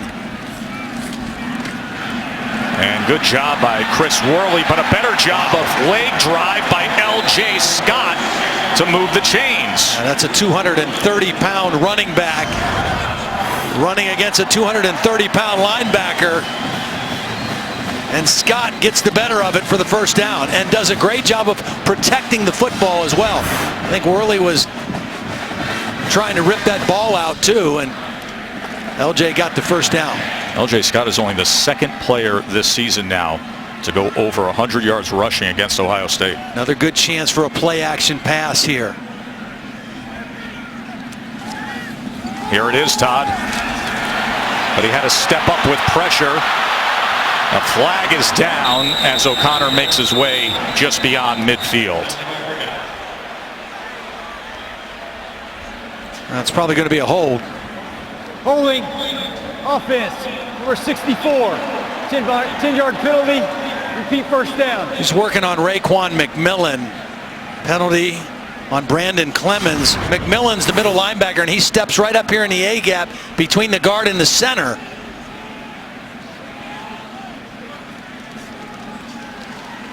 And at the end of the play, Clemens grabs the jersey and doesn't allow McMillan to go after the quarterback. So that backs him up to a 1st and 20. McMillan coming off a double-digit tackle game, had a forced fumble and a sack last week. He's been so consistent and productive for this exceptional Buckeyes defense. They go a little orbit motion, try to come back and set up the screen to the near side, but that was blown up every which way. Jerome Baker getting involved. Talked about adjustments and being able to make adjustments on the fly in college football, how important that is. I think one of the things that's really helped Luke Fickell and helped this Ohio State defense, as young as they are, Greg Schiano with his NFL background and that work in the NFL, because that's all the NFL game is making adjustments on the fly, on the sideline, and I think his addition to the staff this year in that respect has really helped this young defense. For his 2 years as the head coach for the Buccaneers. Here's a shot downfield and beyond Darrell Stewart. Schiano and Luke Fickell, the defensive coordinator, sharing the duties for the Buckeyes, and now they'll be able to pin their ears back and come after him on 3rd and 20. There is Luke Fickell. Yeah, I just admire that guy. You know, he played at Ohio State, was on Jim Tressel's staff, coached a lot of different places, became a coordinator, became an interim head coach. Urban Meyer had no intention of keeping him when he first took the job, but fell in love with the kind of person he was, and Luke Fickell was an outstanding football coach. 3rd and 20. O'Connor pressured and goes down. Jalen Holmes, who left the game for a moment when he was slow to get up earlier, comes up with the tackle of O'Connor. Again, this defensive front, you don't have any dominant defensive linemen right now, but they are athletic, and this is their rushman package. Their 4 best pass rushers on the field at the same time. That's Hubbard, Holmes, Tyquan Lewis, and Nick Bosa. And Jalen Holmes gets the trip up. Hartbarger on to punt again. They're coming after him this time. They almost got to it. And he gets off a wobbly, choppy punt. And it just rolls dead at the 31. Just a 32-yard punt as Ohio State will take over from there. Well, your NFL Sunday can get started at 10 a.m. Eastern with NFL Insiders. Then at 11, it is Sunday NFL Countdown. And Monday Night Football is coming to you from Mexico City. Seen great reports already from Mexico City as we get you set for the Texans and Raiders, a historic moment, our Monday Night Football. And there are some great former players taking part in that game between the Texans and Raiders. Max Bulla, you see him there, of course. Riley, the middle linebacker here for Michigan State. And Connor Cook is on the Raiders. Of course, a 34-5 record as the 3-year starter here. Right now it's the defense that needs to step up as Weber tries to continue his good-looking second half.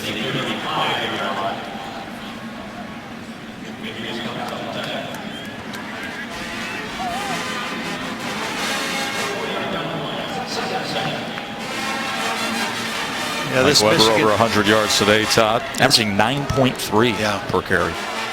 Michigan State defense just cannot afford to get much further behind Ohio State. Their offense kind of getting stuck a little bit here with this fast Ohio State defense. They got to keep the game right in this area. Barrett, he was pressured as he threw, and that is complete to Marcus Ball. Now I think they're going to rule it incomplete. As Bulla was applying the pressure. It's the second time we've seen Bulla get there on a delayed rush and gets there right as he's trying to throw the football. Watch 30. Gets right into the body of J.T. Barrett. Has to kind of throw with all arm and doesn't make a good throw.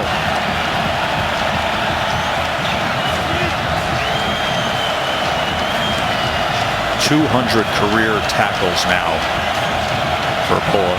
Fourth member of the multi-generational Bulla family. The legacy continues here, and you saw Chris Fry get the jump as both sides pointing to the other. Ball start, illegal snap, offense, number 65, 5-yard penalty, repeat third down. So they will tag that against the Buckeyes, back them up on third down.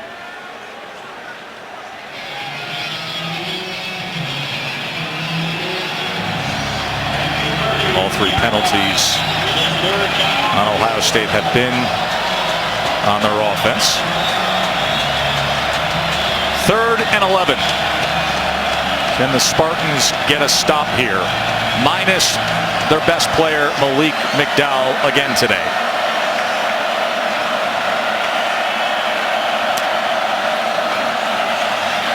Barrett over the middle, complete to Samuel, but gang tackled by Cox and Nicholson. Yeah, two things on that play. Number one, Michigan State obviously locked in to where number 4 is. But because that throw was a little bit behind Samuel and he had to slow down to reach back, I think that's why they caught him short of the first down. If he's able to catch that in stride and turn upfield, he's too fast. I think he makes the first down conversion. Talked about how young and the lack of experience that Michigan State has defensively. Well, Darian Hicks, who they're tending to here, is their most experienced defensive back. He's been a 3-year starter. As he's able to walk off the field.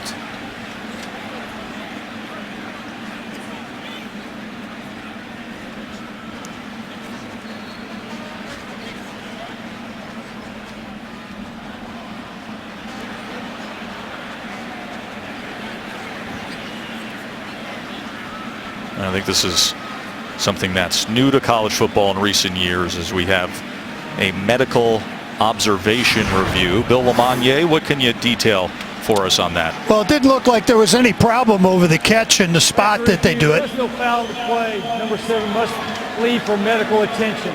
4th down. So they say number 7, Demetrius Cox, is going to have to leave the game here. One of the things that they're doing now when they have an injury in that, between the officials on the field and the replay booth and the medical observer, if there's any potential chance of an upper body injury, they're starting to review those now just to make sure there wasn't something with targeting involved, and as on that case there wasn't.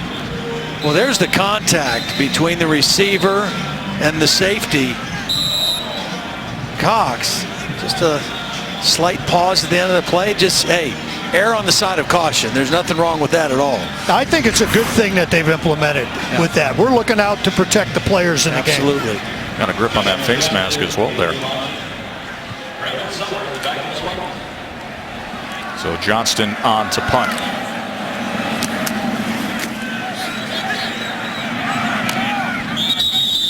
And a fair catch at the 21 off the 41-yard punt. Under a minute and a half here in the third. It's been a chippy day, the kind of game you expect deep in November between Michigan State and Ohio State. Absolutely. I mean, these two teams have battled the last several years. They both pride themselves on being physical football teams. We've got Big Ten weather. We've got Big Ten action in a game that matters very much to both of these teams. They have played such significant games in recent years. They split the last 6. Of course, 2013, the Big Ten championship. Last year, the game with Geiger's last-second field goal to send things off course for Ohio State and lead the way towards Michigan State to the college football playoff. L.J. Scott wrestled down near the line of scrimmage. Damian Terry in at quarterback again. Player Spotlight is brought to you by America's Navy. Big plays by L.J. Scott today. Had the 64-yard touchdown reception, the 61-yard run. Over his average on the season, 9.5 per for the sophomore running back. And is back in motion now. Has play action off of it, and then they get it to L.J. Scott, who goes high, hurdling for a first down right over Gary and Conley. Well, this guy did two things on this play, Joe. First of all, he reaches down and catches on a cold day a low throw with his fingertips. And then he has the presence to leap for the first down over Gary and Conley. This guy has come up with big plays when Michigan State has needed him. Illegal substitution. Offensive team broke the huddle with 12 players. 5-yard penalty. Remains first down. Now, shake of the head for the sloppiness there. Yeah, trying to get L.J. Scott out of the ball game. And they had two tailbacks in the huddle.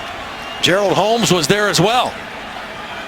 Now look at the athleticism, though, on this last play by L.J. Scott. Superb. I mean, again, first of all, the catch and then the hurdle. It's cold. The ball is slick when it's cold. It's snowing, and he reaches down and snatches it and then makes the play at the end of the catch. So Gerald Holmes in at running back now as they bring Line in as the fullback and motion Shelton. And they will give it to Holmes, and he's wrapped up by Worley. And that'll end the third quarter. Timeout on the field. As Mike Weber was able to break loose and then score it to give the #2 team in the country just a touchdown lead headed to the fourth.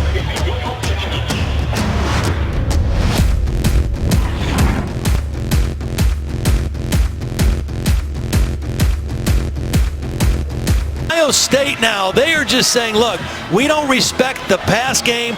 We are going to crowd the line of scrimmage. We're going to run blitz. We're going to get more guys up around the ball than you can block, and we are going to force you to try to beat us throwing the football. Here's Damian Terry as that throw was well off the mark. Joe Tessitore, Todd Blackledge, Holly Rowe with you here to start the fourth quarter at Spartans Stadium. #2 team in the country, only up a touchdown. These third and longs don't help if you're Michigan State's offense. You got to stay ahead of schedule so you don't play into the hands of this pass rush and this talented secondary. 3rd and 16 as Terry stays in as the quarterback. Michigan State has missed their last 5 third down conversion attempts.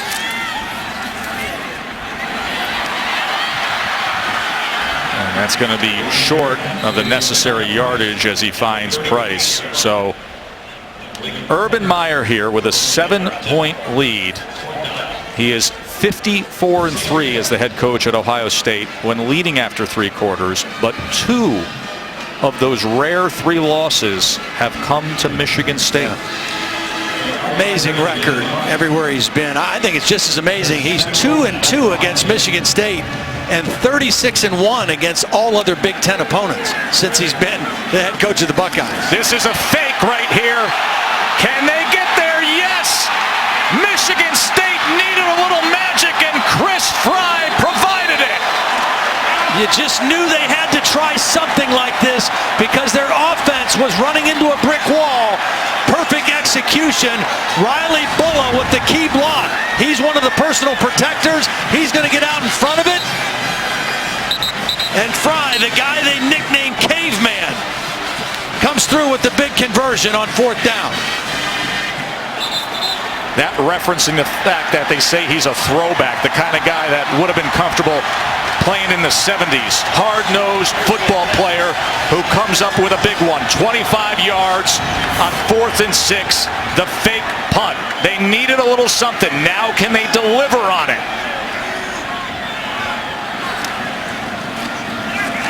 Gerald Holmes' flag is down as that front does well in finding Holmes, and the snow starts up here in the 4th quarter again. Holding, offense, number 64. 10-yard penalty, repeat 1st down. Again, it's Clemens trying to contain Raekwon McMillan. Ohio State run blitzing with their inside linebackers, and the speed and quickness of these linebackers is causing a problem. Here's McMillan. He's going to time the snap. He's on a run blitz. And Clemens just instinctively reaches out and grabs him.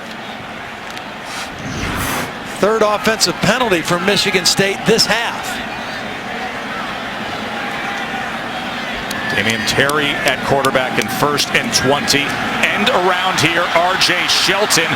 Well pursued, staying at home was Jalen Holmes. Yeah, just perfect defense by Jalen Holmes.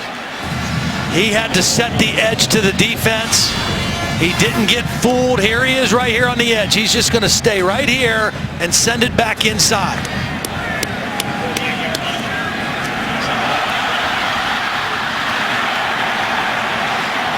Two great plays by the Ohio State defense. After the fake punt fooled them, a couple of negative yardage plays in a row. This defense has really stepped up here on these last 2 plays after that fake punt indeed. Fake punt continuing this drive to now its 8th play. Terry, pressure trying to leak out of it, but all he has is the angle for the sideline, and it'll be 3rd and long. Holly, that wind is whipping up, isn't it? It is. The 3rd quarter was fairly nice down here on the field, but it has started getting pretty nasty. The wind is picking up, and the sideways snow is making it very pleasant down here. It's weird. The sun is sort of shining, and it's sideways snowing. I don't know what to tell you. It's pretty ugly right now. I'm going to send you down another one of those triple espresso shots, my friend.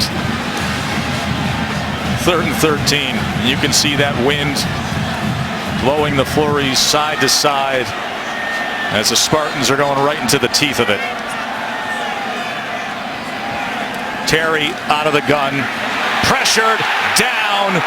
They got to him, including Sam Hubbard and Tyquan Lewis. 1st sack of the game for Ohio State. Yeah, the 2 ends, again, 3rd and long. They just pin their ears back. Lewis in a sprinter stance, Hubbard on this side, and it's a race to the quarterback. Hubbard had the easier task working on a tight end, but Tyquan Lewis was the first one there. You know, I sit there and I look at those last 3 plays, Todd, and I wonder, after you have the fake punt, the 25 yards, do you take a shot instead of what that call was on 1st down? And then you get backed up. Just would have set a different tone after such a risk-reward moment of what could have been for Michigan State. So Mark D'Antonio, 3:30 on ESPN. Dave Pasch and Tom Luganville, Greg McElroy will have that game over. John O'Korn expected to start for Michigan. And Michigan, you look at the Big East, the Big Ten East standings, and remember, they control their destiny if they win their last 2 games. Got Indiana today, and then of course at Ohio State. Not an easy task. A lot still can happen to see who ends up in the Big Ten championship game.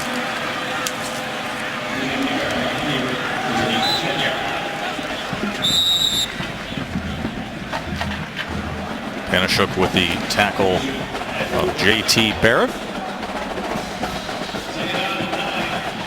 Well, this Michigan State defense, even though they trail right now in the 4th quarter, has played much better than they had earlier in the season. This is a defense that gave up 54 points to Northwestern, a lot of points to Wisconsin, BYU.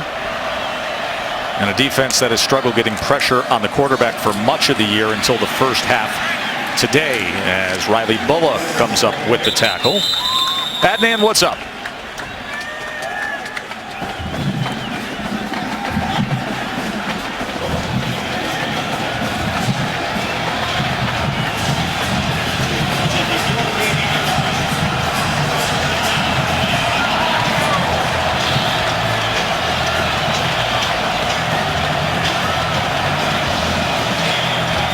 Of course, the big one in the Big 12 will come tonight with Oklahoma at West Virginia. That is the prime time game on ABC. 3rd down and 5 here. Play clock's down to 3. Urban Meyer's going to have to call a timeout. And it hit double zeros.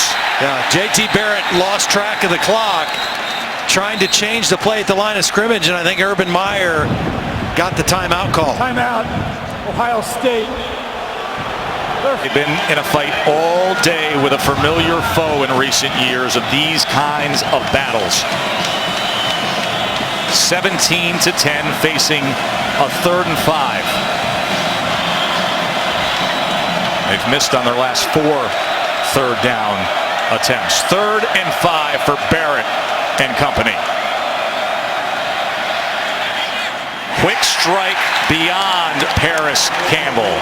Well, probably a catchable pass, but here's the problem.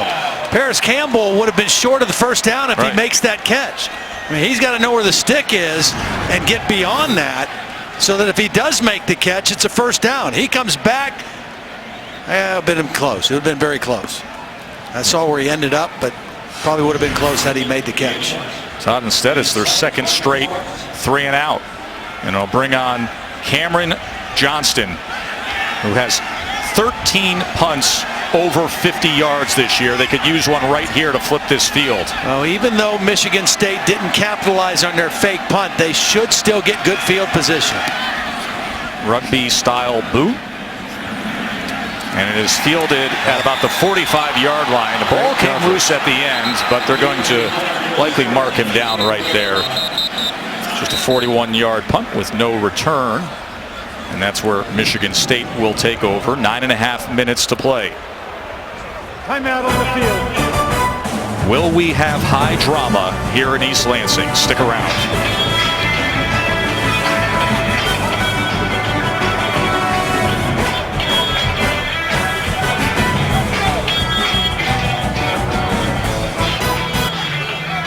ESPN College Football, brought to you by Wendy's. Always fresh, never frozen beef. They didn't ask a lot of him, but now maybe they need to down the stretch. Yeah, only 7 of 12 throwing it last year. L.J. Scott again gets loose, and a good chunk play for the Spartans. Well, it's been kind of get stuffed, and then hit a big play. L.J. Scott, watch the blocking here by the fullback and the tight end, Josiah Price. 2 big blocks there, and L.J. Scott off to the races again. And again, you've got to make some plays throwing the football. I think a great situation here for a play action and take a shot for Michigan State. Tyler O'Connor has got to step up and make some big-time throws here in the 4th quarter. There's Scott. Another good run. Turns it ahead inside the 25 for 6 well-earned yards. Michigan State could have got called for a hold on that time. Cole Chewins, the left tackle, pulled on it on that play and got away with one. They've gotten called for a couple holds already in this 2nd half. But they're ahead of the sticks, which they have not been much with the football here this 2nd half. 2nd and 4. See if they can stay on schedule trying to tie up this game. He gets to the edge. He'll have another 1st down, and he's inside the 15-yard line. Same play to the left that they ran earlier. Again, you've got the tight end and the fullback. Josiah Price, 82, the fullback. Prescott line out in front of the play. And they get to the edge on this Ohio State defense.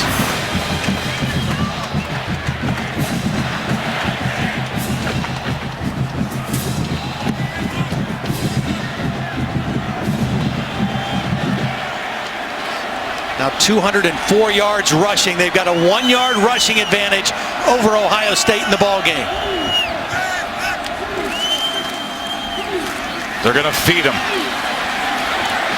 And he wiggles his way to about the 8-yard line, tackled by Raekwon McMillan. Why do I say that about the rushing? Under Mark D'Antonio, since 2010, Michigan State is 57-8 in games that they outrush their opponents.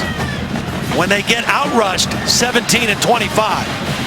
That's 73-15 is overall with him here. Even better since 2010. But right now, they hold a slight advantage in the rushing game. 152 yards rushing is a career high for L.J. Scott. The number that matters now, though, is 7. Grabbing hold of a touchdown for the Spartans. He cuts back to the inside and tries to work his way to the 5-yard line. It'll be 3rd down from there. Again, a nice block by Prescott Line, the fullback, and a nice read of that block by L.J. Scott. Red zone touchdowns. Ohio State very stingy. 3rd and 3. Only 8 touchdowns and 28 red zone attempts Ohio State has given up this season. And Mark D'Antonio told us yesterday his biggest concern has been struggling to score in the red zone. 3rd and 3. Does he look at this as a 2-down situation or not? Scott. A little help from your friends for 1st and goal, Spartans. Well, again, you want to know where the ball is going on this drive? Follow Prescott Line, number 45. Follow the fullback and watch L.J. Scott just get right on his backside and follow him towards that goal line. That is Michigan State power football.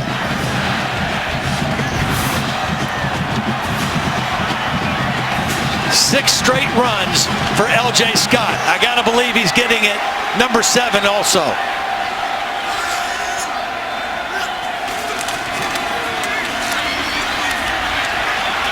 Stacked up a wall of Buckeyes, including Baker. Well, this play was made by number 67, Robert Landers.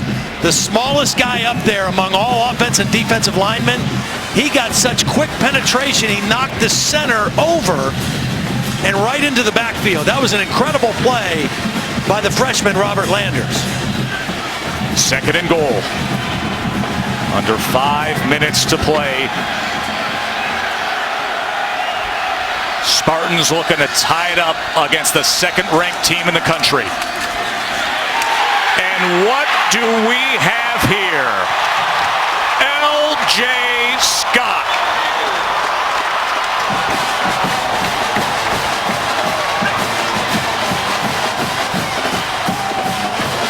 They pull the center, Benny McCowan, and Prescott Line just puts his face on people on this whole possession.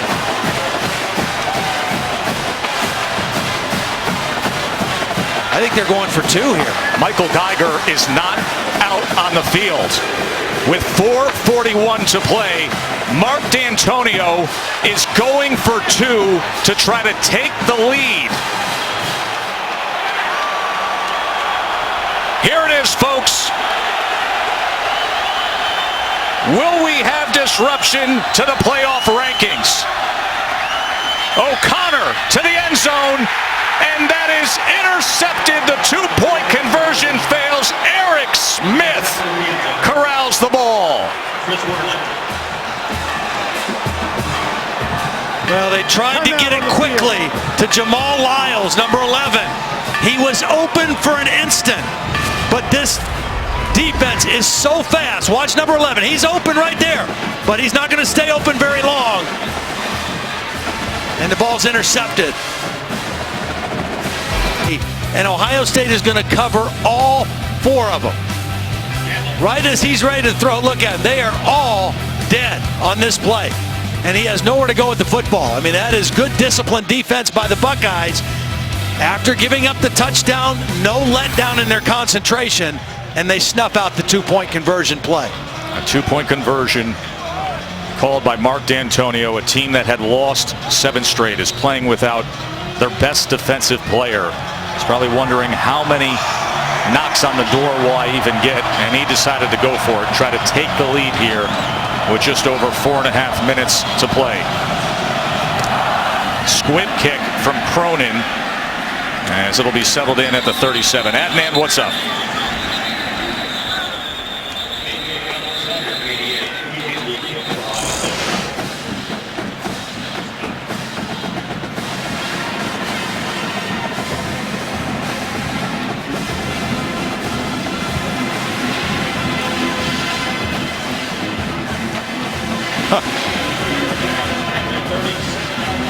It's funny to try to measure up the SEC East to the SEC West here. Joe, I don't have a problem with the squib kick, but don't you want to drive that thing a little bit deeper? Yeah, you really don't want to hit the ground in the first 20 yards there, get it past that first line without making contact so that it has a chance to become chaotic and drive down the field. Instead, Ohio State with field position at the 37. And Barrett threw it to the outside of McLaurin that time. JT Barrett just not on point today throwing the football. Obviously the wind playing a factor, but now 10 of 22 and only 86 yards worth of completions. Ohio State only 113 yards in the second half of offense, and 52 of that came on one play.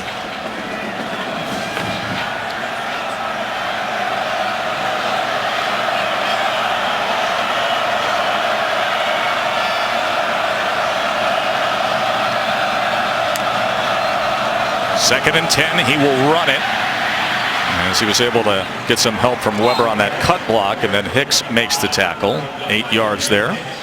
Again, another nice crafty run because Michigan State came with a corner blitz. It was blocked by the guard, Michael Jordan, but he stayed inside on that run play. Second time that Darian Hicks has stayed down at the end of a play as the medical team is out there tending to him. You see him writhing in pain as they're out there. Let's go down to the field to Holly. Well, Darian Hicks is the young man that had to leave the game for the medical observer. They do have a team neurologist on the sideline. He was cleared to return, but right now I see him grasping his lower right back. This appears to be a different injury than the prior one that kept him out. Here's what happened. The end of this tackle with Barrett.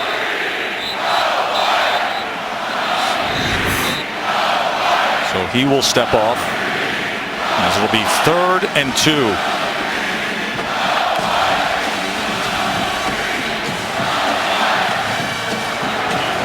Michigan State with 2 true freshman corners in the game right now in Corley and Lane, 29 and 39. That is Samuel in the slot to the top of your screen as the number 3 receiver, and it's going to be Barrett getting to the edge to midfield and a first down, Ohio State. And that is the 4th time today that he has rushed for a first down on 3rd down. Yeah, he has not had a good day throwing it, but boy, has he been effective running it.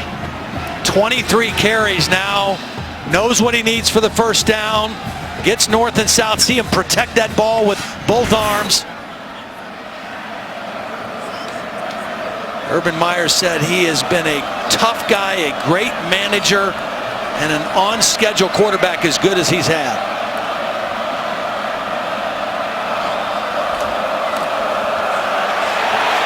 Weber, the pursuit got to him.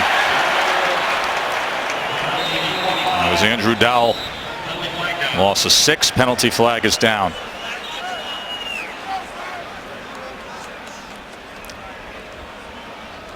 I think it's going to be a holding on Elflein again. Holding, offense, number 65. Penalties declined. 2nd down. Got to pull him out again in center. It's a tough thing to ask a center to do, to pull out in front of a play like this. It was well defended. That's excellent technique by Robert Bowers, number 91, to keep that outside arm free. And now it's 2nd down and long.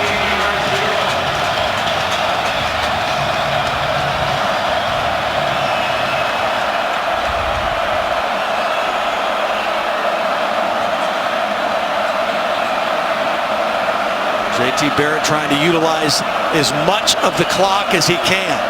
Michigan State with 2 timeouts remaining. Trying to tuck and run, spins free. Somehow a flag is down. This could be coming back no matter the fact that they missed him. Just outstanding run. I think they're going to get the right tackle this time. Isaiah Prince. Holding. Offense. Number 59. 10-yard penalty. Repeat second down. So a little line stunt between the right tackle and the right guard, and Prince got caught. Watch the lineman twist. And Prince is the guy who gets called with the hold, trying to block the inside rusher. But again, the niftiness of JT Barrett as a runner, I mean, it's fascinating to me how good he is at eluding pressure and being effective as a runner. Second and 26. All of a sudden, that field position they had after the short kick, they're going backwards, and Michigan State, it's working out for them at this point. Will they get the ball back? Can they manage the clock? Now, does Ohio State have a little something in them offensively? Here's Weber. So it'll be 3rd down from there as Alexander comes up with the tackle. It's a big run. Big run by Weber. Timeout. Michigan State. Their second. So Michigan State will have 1 timeout remaining. And looking to come up with the stop here on 3rd and long. Trailing by 1 because they went for the 2-point conversion and it was picked off. Reminder that tonight on ABC, it is a big one in the Big 12. Number 9 Oklahoma, number 14 West Virginia. Oklahoma unbeaten in conference play, still slim playoff chances. Skylar Howard's had an outstanding season. Baker Mayfield in recent polling is now number 2 in the Heisman race. And of course, with Lamar Jackson's stumble on Thursday night, perhaps the door is open if he can have an outstanding performance tonight.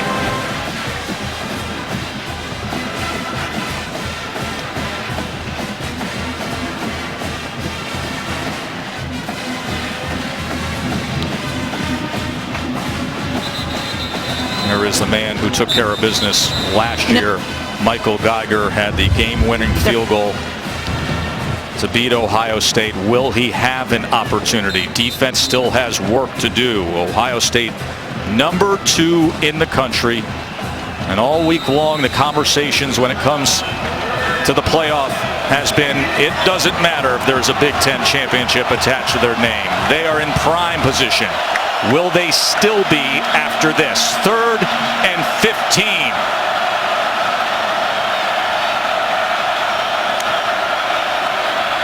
Barrett's going to run.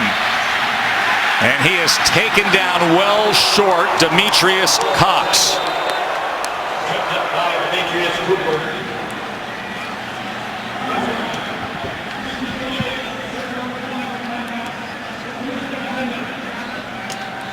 And Michigan State will exhaust that final timeout.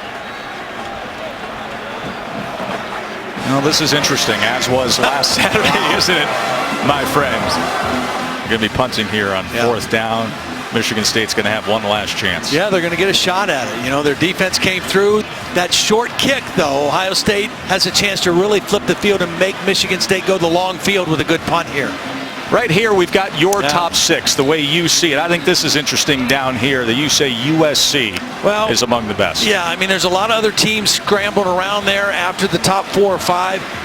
What I've seen out of USC, and the way I look at it is, how are they playing now? Who would I want to play now? Who would I not want to play? And how, if these teams played each other, who do I think would win? I think USC is one of the best 6 teams in the country right now. I completely agree with you. With Sam Darnold at quarterback. There is no doubt in my mind, and we saw them a few weeks ago. I don't think anybody would want a piece of them. As Johnson will try to pin this. And he's got a shot, but then it goes into the end zone for the touchback. So 2:04 to go, and Michigan State back on offense. Let's go to the field to Holly. Well, a year after being in the college football playoff themselves, Michigan State fallen on hard times, a 3-7 record. But the players said even after the losses started piling up, they never gave in. Josiah Price said, you know, when you start losing, the ugly shows up in teams. But our guys stuck together. The leadership kept the locker room strong. Tyler O'Connor, another senior on this team, said the oneness, the familyness, the toughness of this team never deserted us. And now they have a chance to drive the length of the field and try to beat the number 2 team in the country. They don't believe they're a 3-7 team, and they're showing that today.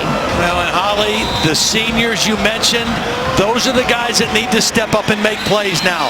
L.J. Scott has done his part, but Tyler O'Connor, Josiah Price, R.J. Shelton, 3 guys that were honored on senior day today, they need to step up in this drive and make some plays. Let's see what they have in them here. Tyler O'Connor. How will they start it off? Pressure, fumble, ball loose, still loose, fighting for it. I think O'Connor pulled it back in, but Tyquan Lewis disrupted everything, and the clock will count down with no timeouts remaining with Michigan State. Yeah, Cody Keeler, the right tackle, just got overmatched on that play. The speed rush. O'Connor now from inside his 5. That's a wobbly one downfield, and it is intercepted by Garyon Conley.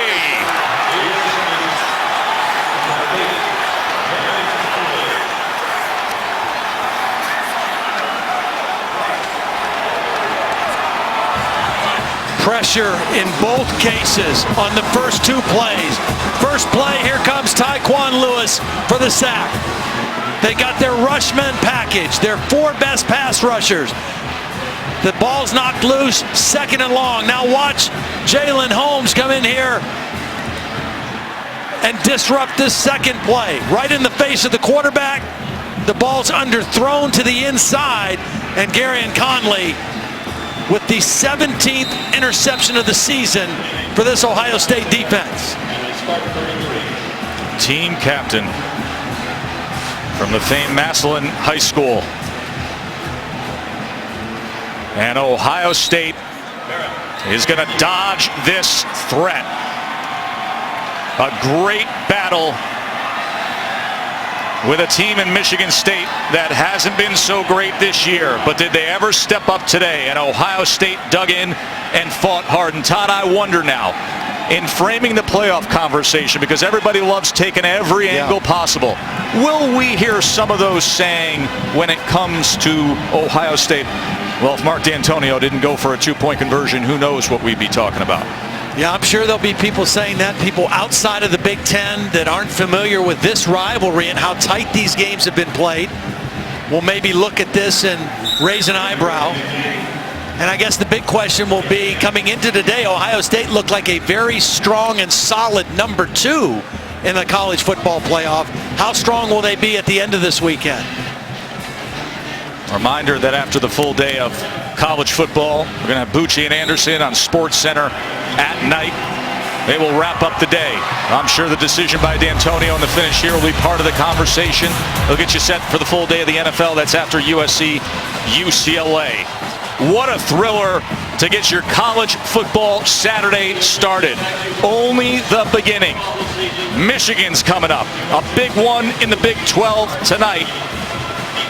But right here, Ohio State survives. Down to the field to Holly. Well, JT Barrett, a very dramatic game here. What were you thinking when Michigan State decided to go for 2? I mean, I really wasn't worried. Understand that we put ourselves in these situations all the time. Coach Myers does a great job getting us prepared, and our defense was going to do their job. For you today, you had to be a great decision maker in these difficult conditions. How were you able to do such a great job running the ball and knowing when to give it up? That's something we practiced. We knew throughout the week that it was going to be rough coming up here playing this little snow. And the biggest thing was the wind. So just make sure, like you said, make great decisions and protect the football.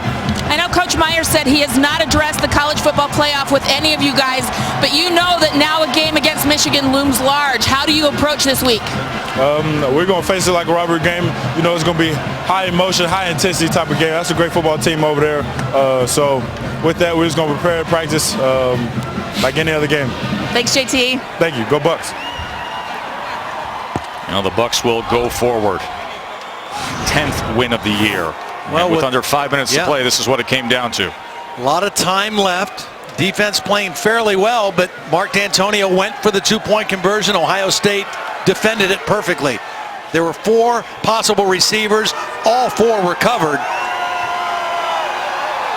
And they don't take the lead with that play.